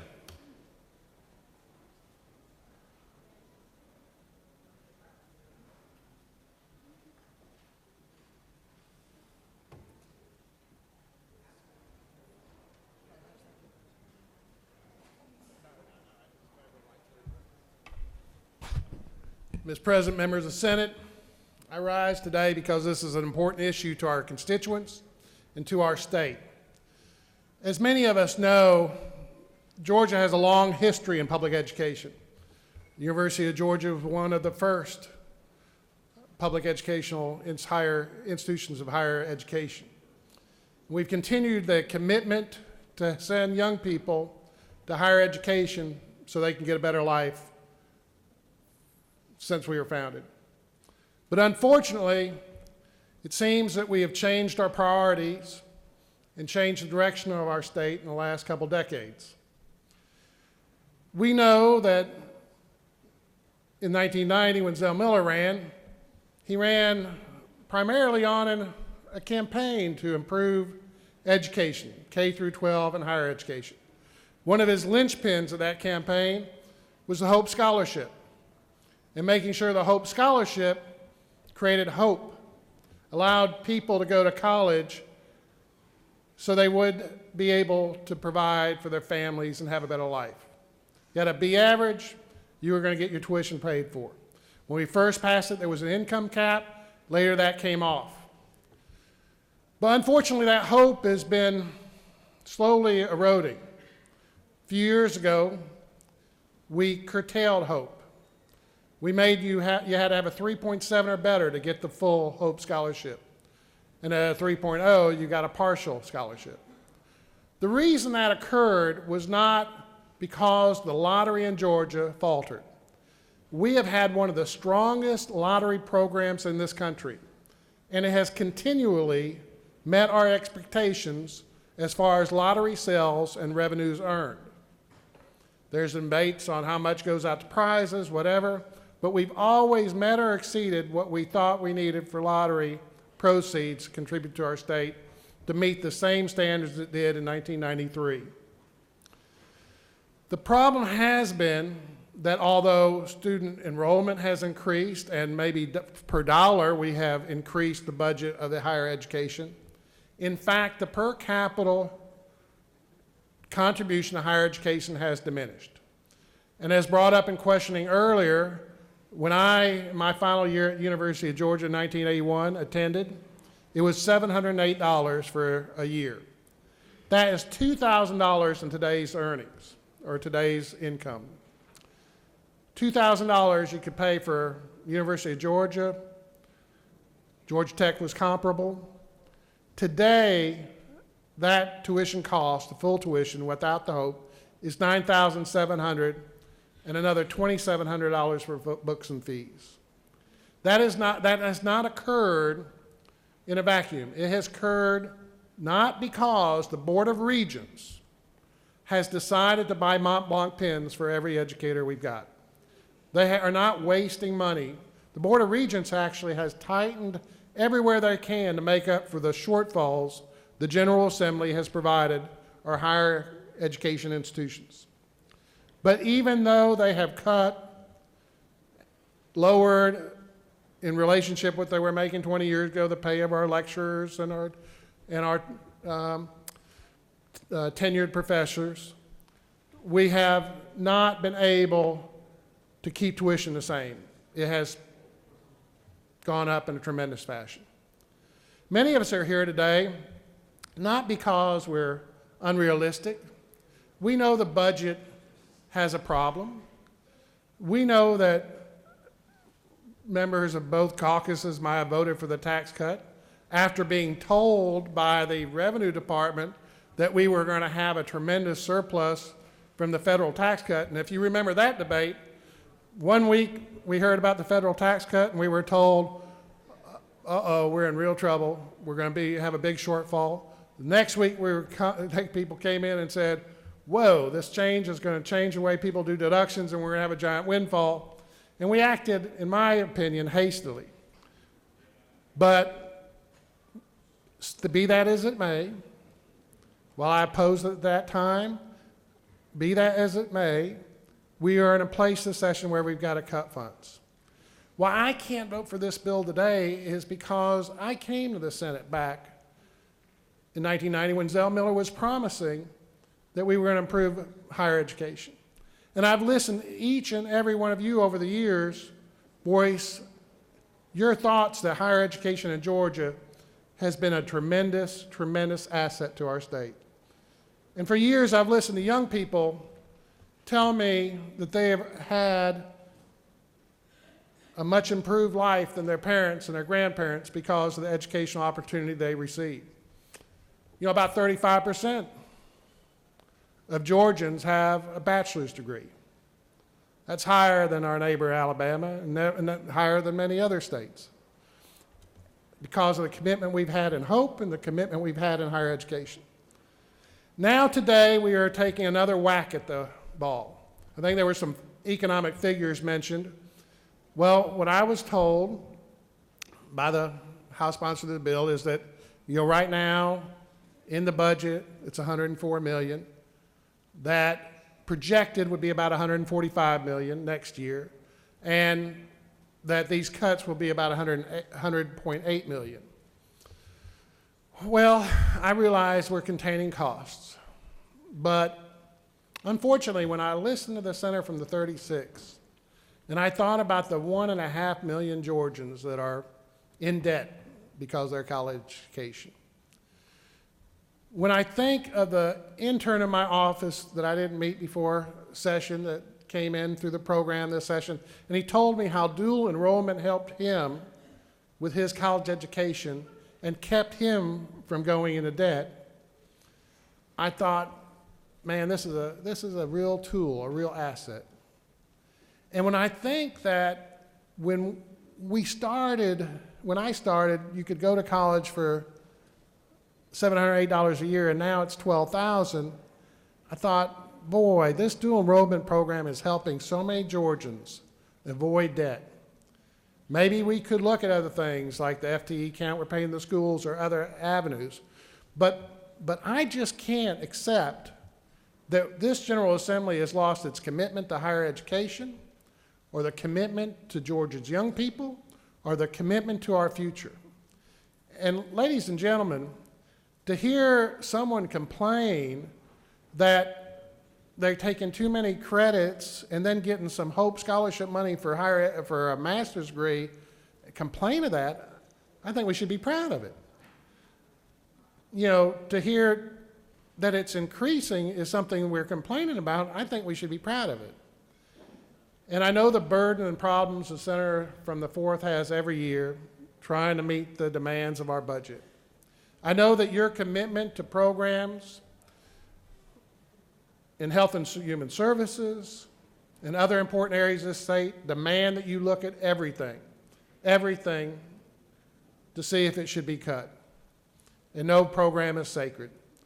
But to me, and to the thousands of Georgians that participate in the dual enrollment program, and the many that will do so in the future, I cannot see my way to vote for this bill. I urge you to reconsider some of the policies of the past and make it possible. It would be very easy for you to do other measures. We did the marketplace bill to collect some sales tax. It would be very easy for this session to find the resources necessary to put $40 million into higher education expenditures, or basically stop this bill and keep dual enrollment in place if we wanted to. I ask for you to do that, to work with our House members, and let's find that money. Thank you, Mr. Chairman. I'll yield the well if there's no questions. You have no questions. Thank you. Chair recognizes the senator from the 44th to speak to the measure.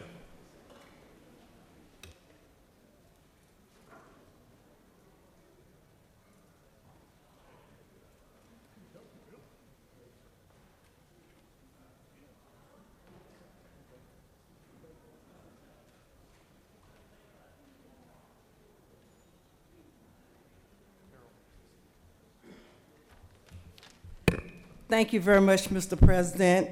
And colleagues, I'll be very brief, but I want to talk just a little about this dual enrollment because it allows thousands of students to begin college debt-free.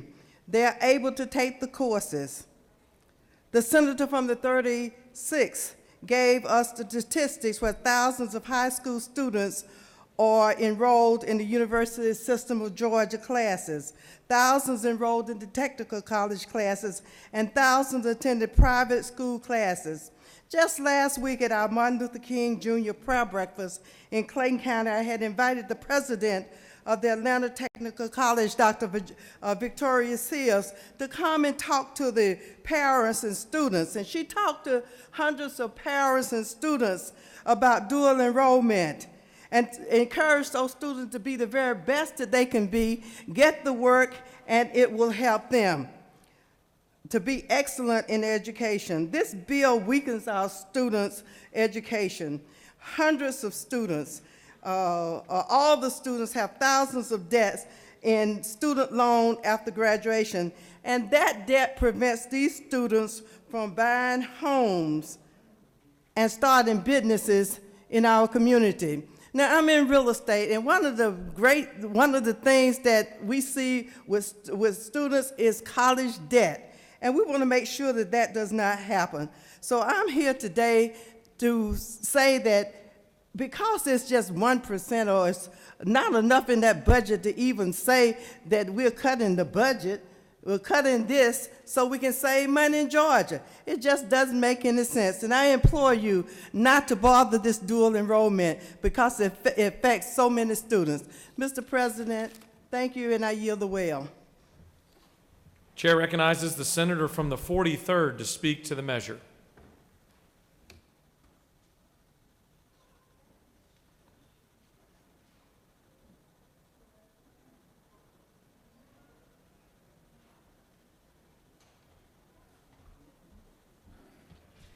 Thank you, Mr. President. I too rise to bring attention to and ask that we maintain the importance of this Georgia's dual enrollment program, which is one of the state's most popular and effective educational initiatives, which has helped many Georgian families build a better future for their children. The program is particularly crucial and urgent in the context of skyrocketing higher education costs, which limit the choices available to many students.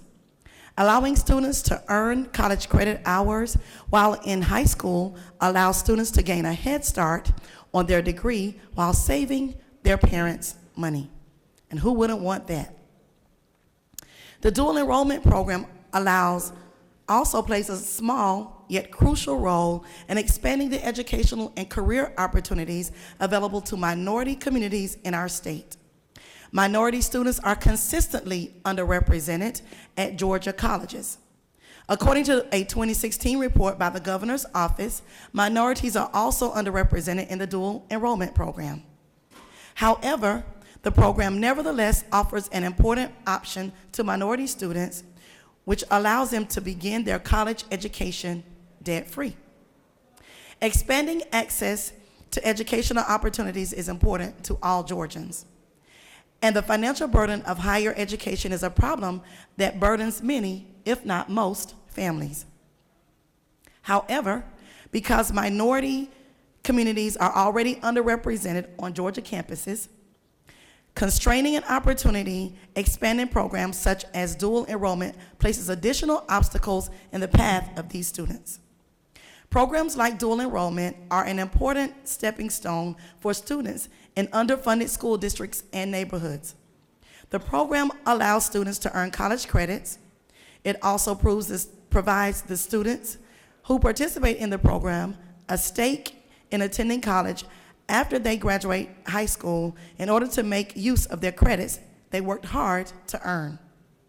It is of the utmost importance that we encourage and support programs that have the potential to increase minority representation at our colleges. Encouraging our colleges to become more representative of our communities will not only affect the composition of student campuses, but also the composition of our high-skilled workforce, expanding opportunity to all Georgians and their families. Maintaining the availability of dual enrollment will help this future, a more equal and representative future, become a reality. Thank you, Mr. President. I yield the well. Chair recognizes the senator from the 22nd to speak to the measure.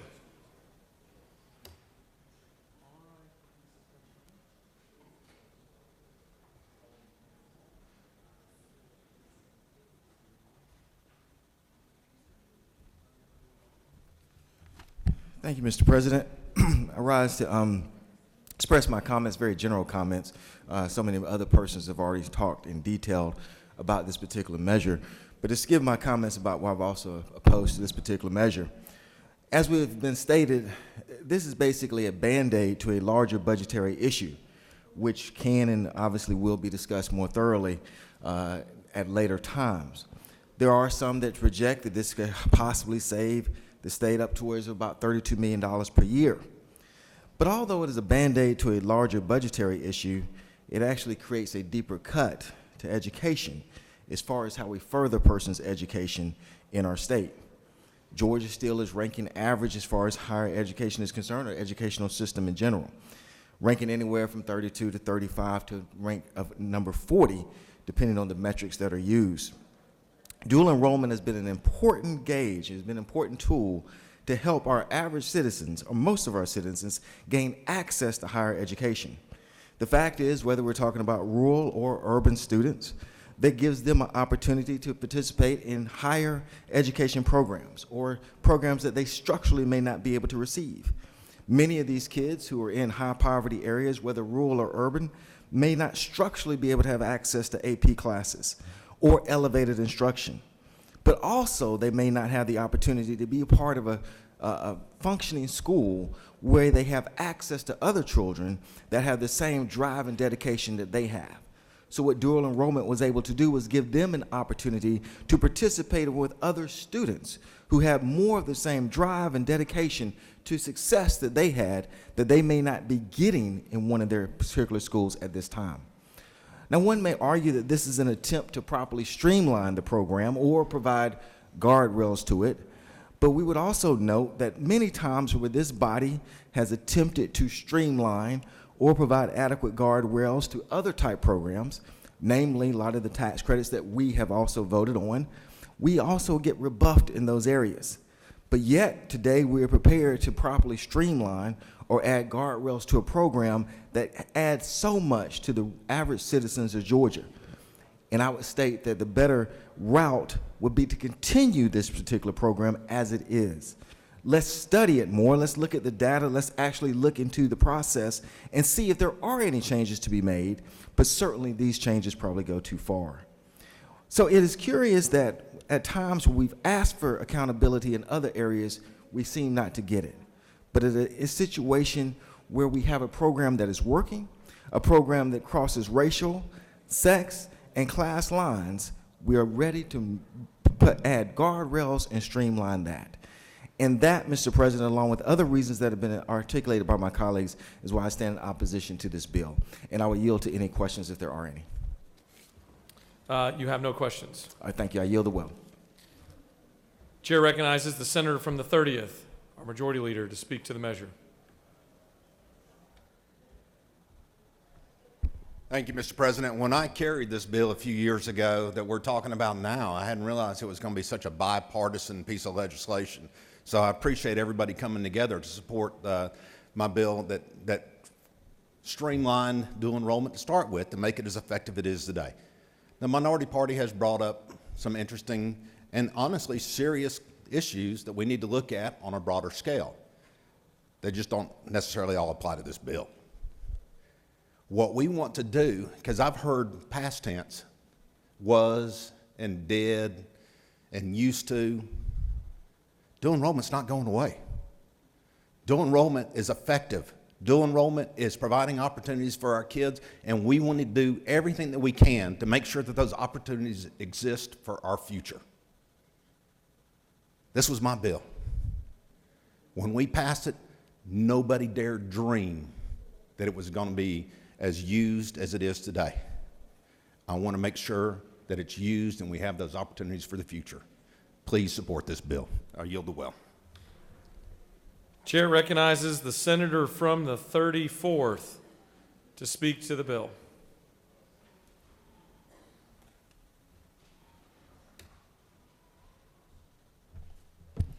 Thank you. I just rise basically to shout out my college.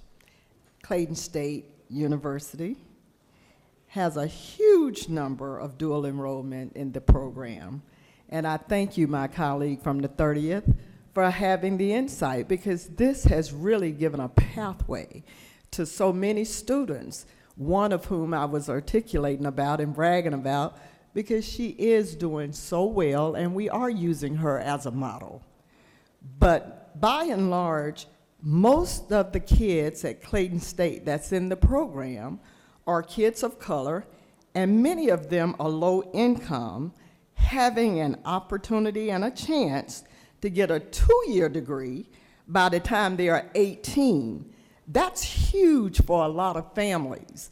And even though I hear the 1% and what is happening and the changes, when you have already started the program, you know it's always a challenge to start backtracking and trying to change, streamline, because it is going to be some ouch, because it does hurt a few, but that few is a plenty when you look at the big scheme and what neighborhoods it's coming from. If there are no questions, I'll yield the well. You have no questions. Chair recognizes the senator from the 35th, which appears to be our final speaker to the measure.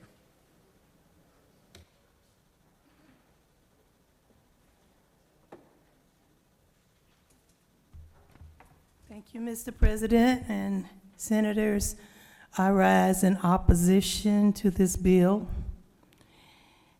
444, because I know personally how well this program works for students, not just in the 11th and 12th grade, but those students in the 9th and 10th grade who excel, who can pass the test, who can get in the program, who give all their energy and their time to study and make good grades when they get there. It's been used. My granddaughter, as I mentioned earlier, from Westlake High School, was in the dual enrollment from 9th, 10th, 11th, and 12th.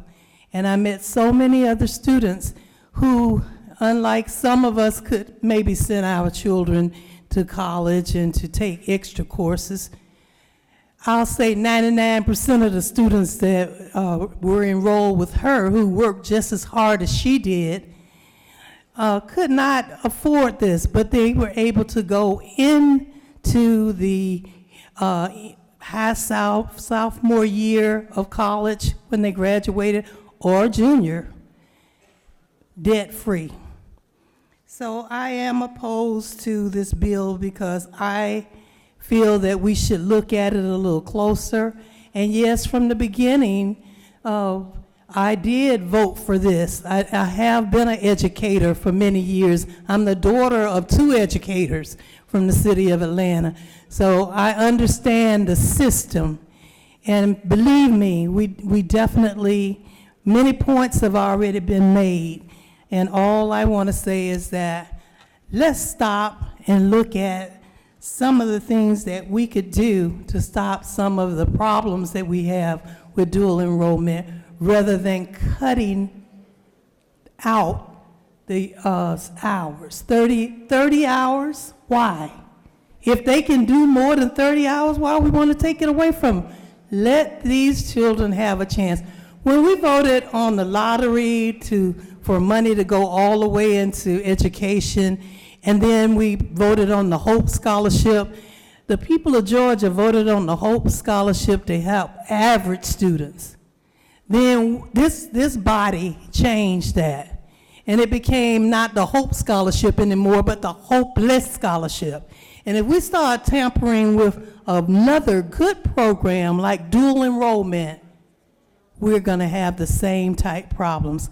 The students who can use Hope Scholarship now are the brightest, and they can do anything. They can go to any school. They can get any scholarship. So let's help those students who are average students who need a chance for the future. Mr. President, if there are no questions, I yield the floor. There is a question. Yes. Chair recognizes the senator from the 36th for a question. Thank you. Very briefly, does the lady yield? I yield. Thank you. Now, I've already been in the well and spoken and asked questions, and you have too, but I think there's one final important note, isn't it true, that we should, I think, really captures the bottom line of why it's troubling to see this program cut at this point. And that is, isn't it true that we have not, as a state, done the comprehensive evaluation of the program that we put in place and that we funded and that countless students have enjoyed all over the state, that we've not done a state assessment of the outcome thus far, have we? We have not. That's and right. Thank you. The lady knows from which she speaks. In fact, I did ask those who were in the budget department about that very thing, and they couldn't answer it because they had not done an assessment. That's right. And isn't it true that when proponents for the bills from the administration spoke to our committee, and you were not in that meeting, so may not be aware of it, but that over and over we got the response that they didn't have those numbers at that point in time. They'd have to see what they could get to us. And other states that have put dual enrollment in, isn't it true, and have done assessments, have shown 3 or 4 highly significant things. 1, that students have a shorter time to graduation. 2, that increased post-secondary attainment is being seen by students, and increased lifetime earnings and increased tax revenues when we have citizens with an education out here in the workforce, and decreased spending on social safety net programs for those who have fallen by the way and have to rely on some public assistance. So isn't it true that other states' evaluation has shown many values and many outcomes that are very positive, and that our state, before moving to reduce by almost a third this program, should do that same evaluation and be basing this not on just we need to make a budget cut, but rather we need to be smart about how we fine-tune this program to get the best outcomes and to understand the outcomes we've already gained from this program. Isn't that true? That's very true. In fact, the former lieutenant governor who pushed Move On When Ready had different meetings all over the state. And since I'm very interested in education and I serve on the education committee, I went to those. So I might know a little more information than many of the other people in this room. And I believe that we would be in the high numbers of the other states that you just mentioned. And we would, because it's been valuable to the state of Georgia. And it gives people, make them self-sufficient, and that puts them into the workforce. So I hope that we'll reconsider, those of you who are pushing for it so much will stop and take a look and table this for a minute, and let's come back with something that really works. Thank you. If there are no other questions. You have no additional questions. Thank you. Thank you, Mr. President. The chair recognizes the senator from the 17th to close debate. He waives. The question is on the adoption of the committee substitute. Is there objection to adoption of the committee substitute? The chair hears none, and the committee substitute is adopted. Does any other senator wish to speak for or against the bill? The chair hears none. Is there objection to agreeing to the report of the committee which is favorable to the passage of the bill? The chair hears none. The report of the committee is agreed to. Is there objection to the main question being ordered? The chair hears none, and the main question is ordered. The question is on the passage of the bill by substitute. All those in favor of the bill will vote yea. Opposed, nay. The secretary will unlock the machine.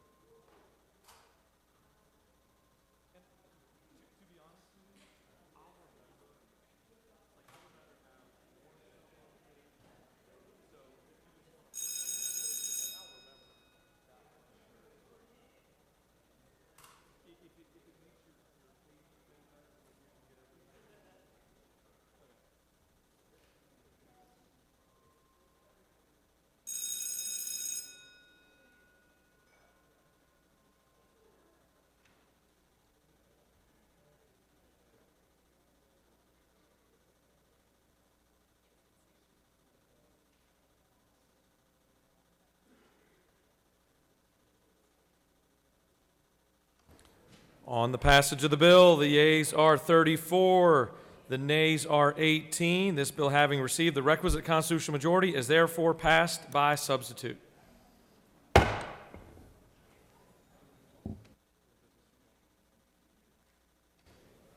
Chair recognizes the Majority Leader for a motion. Thank you, Mr. President. I move that the Senate stand adjourned until 10 o'clock on Wednesday, January 29th, 2020. Mr. Secretary, will you read the announcements? Rules will meet upon adjournment in 450 cap. Ethics has been canceled.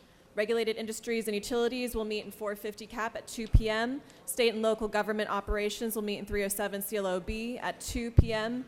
Banking and financial institutions is canceled. Natural resources and environment is canceled. Agriculture and consumer affairs will meet in 450 cap at 4 p.m. Transportation will meet at in 310 CLOB at 4 p.m. That completes the order, Mr. President. Chair recognizes the Senator from the 4th for an announcement.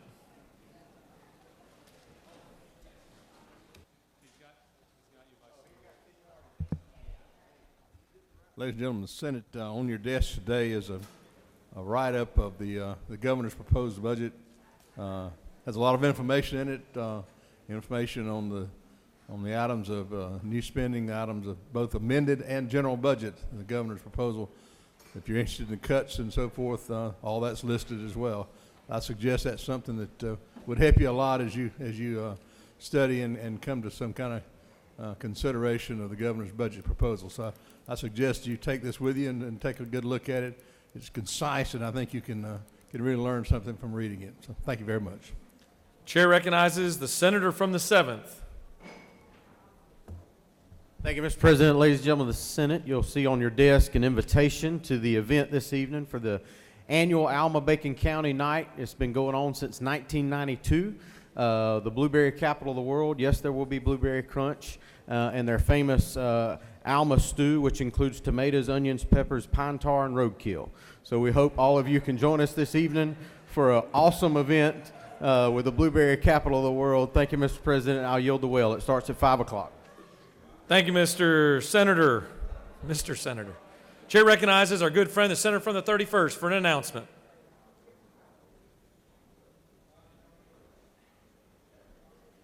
Thank you, Mr. President, members of the Senate. Just wanted to bring to your attention the invitation to our Legislative Prayer Fellowship tomorrow morning, 7:15, room 307. That is members only prayer fellowship, and we would love to have you join us. Majority Leader has moved that the Senate stand adjourned until Wednesday, January 29th, 2020 at 10 a.m. All those in favor of the motion will signify by saying aye. Opposed, no.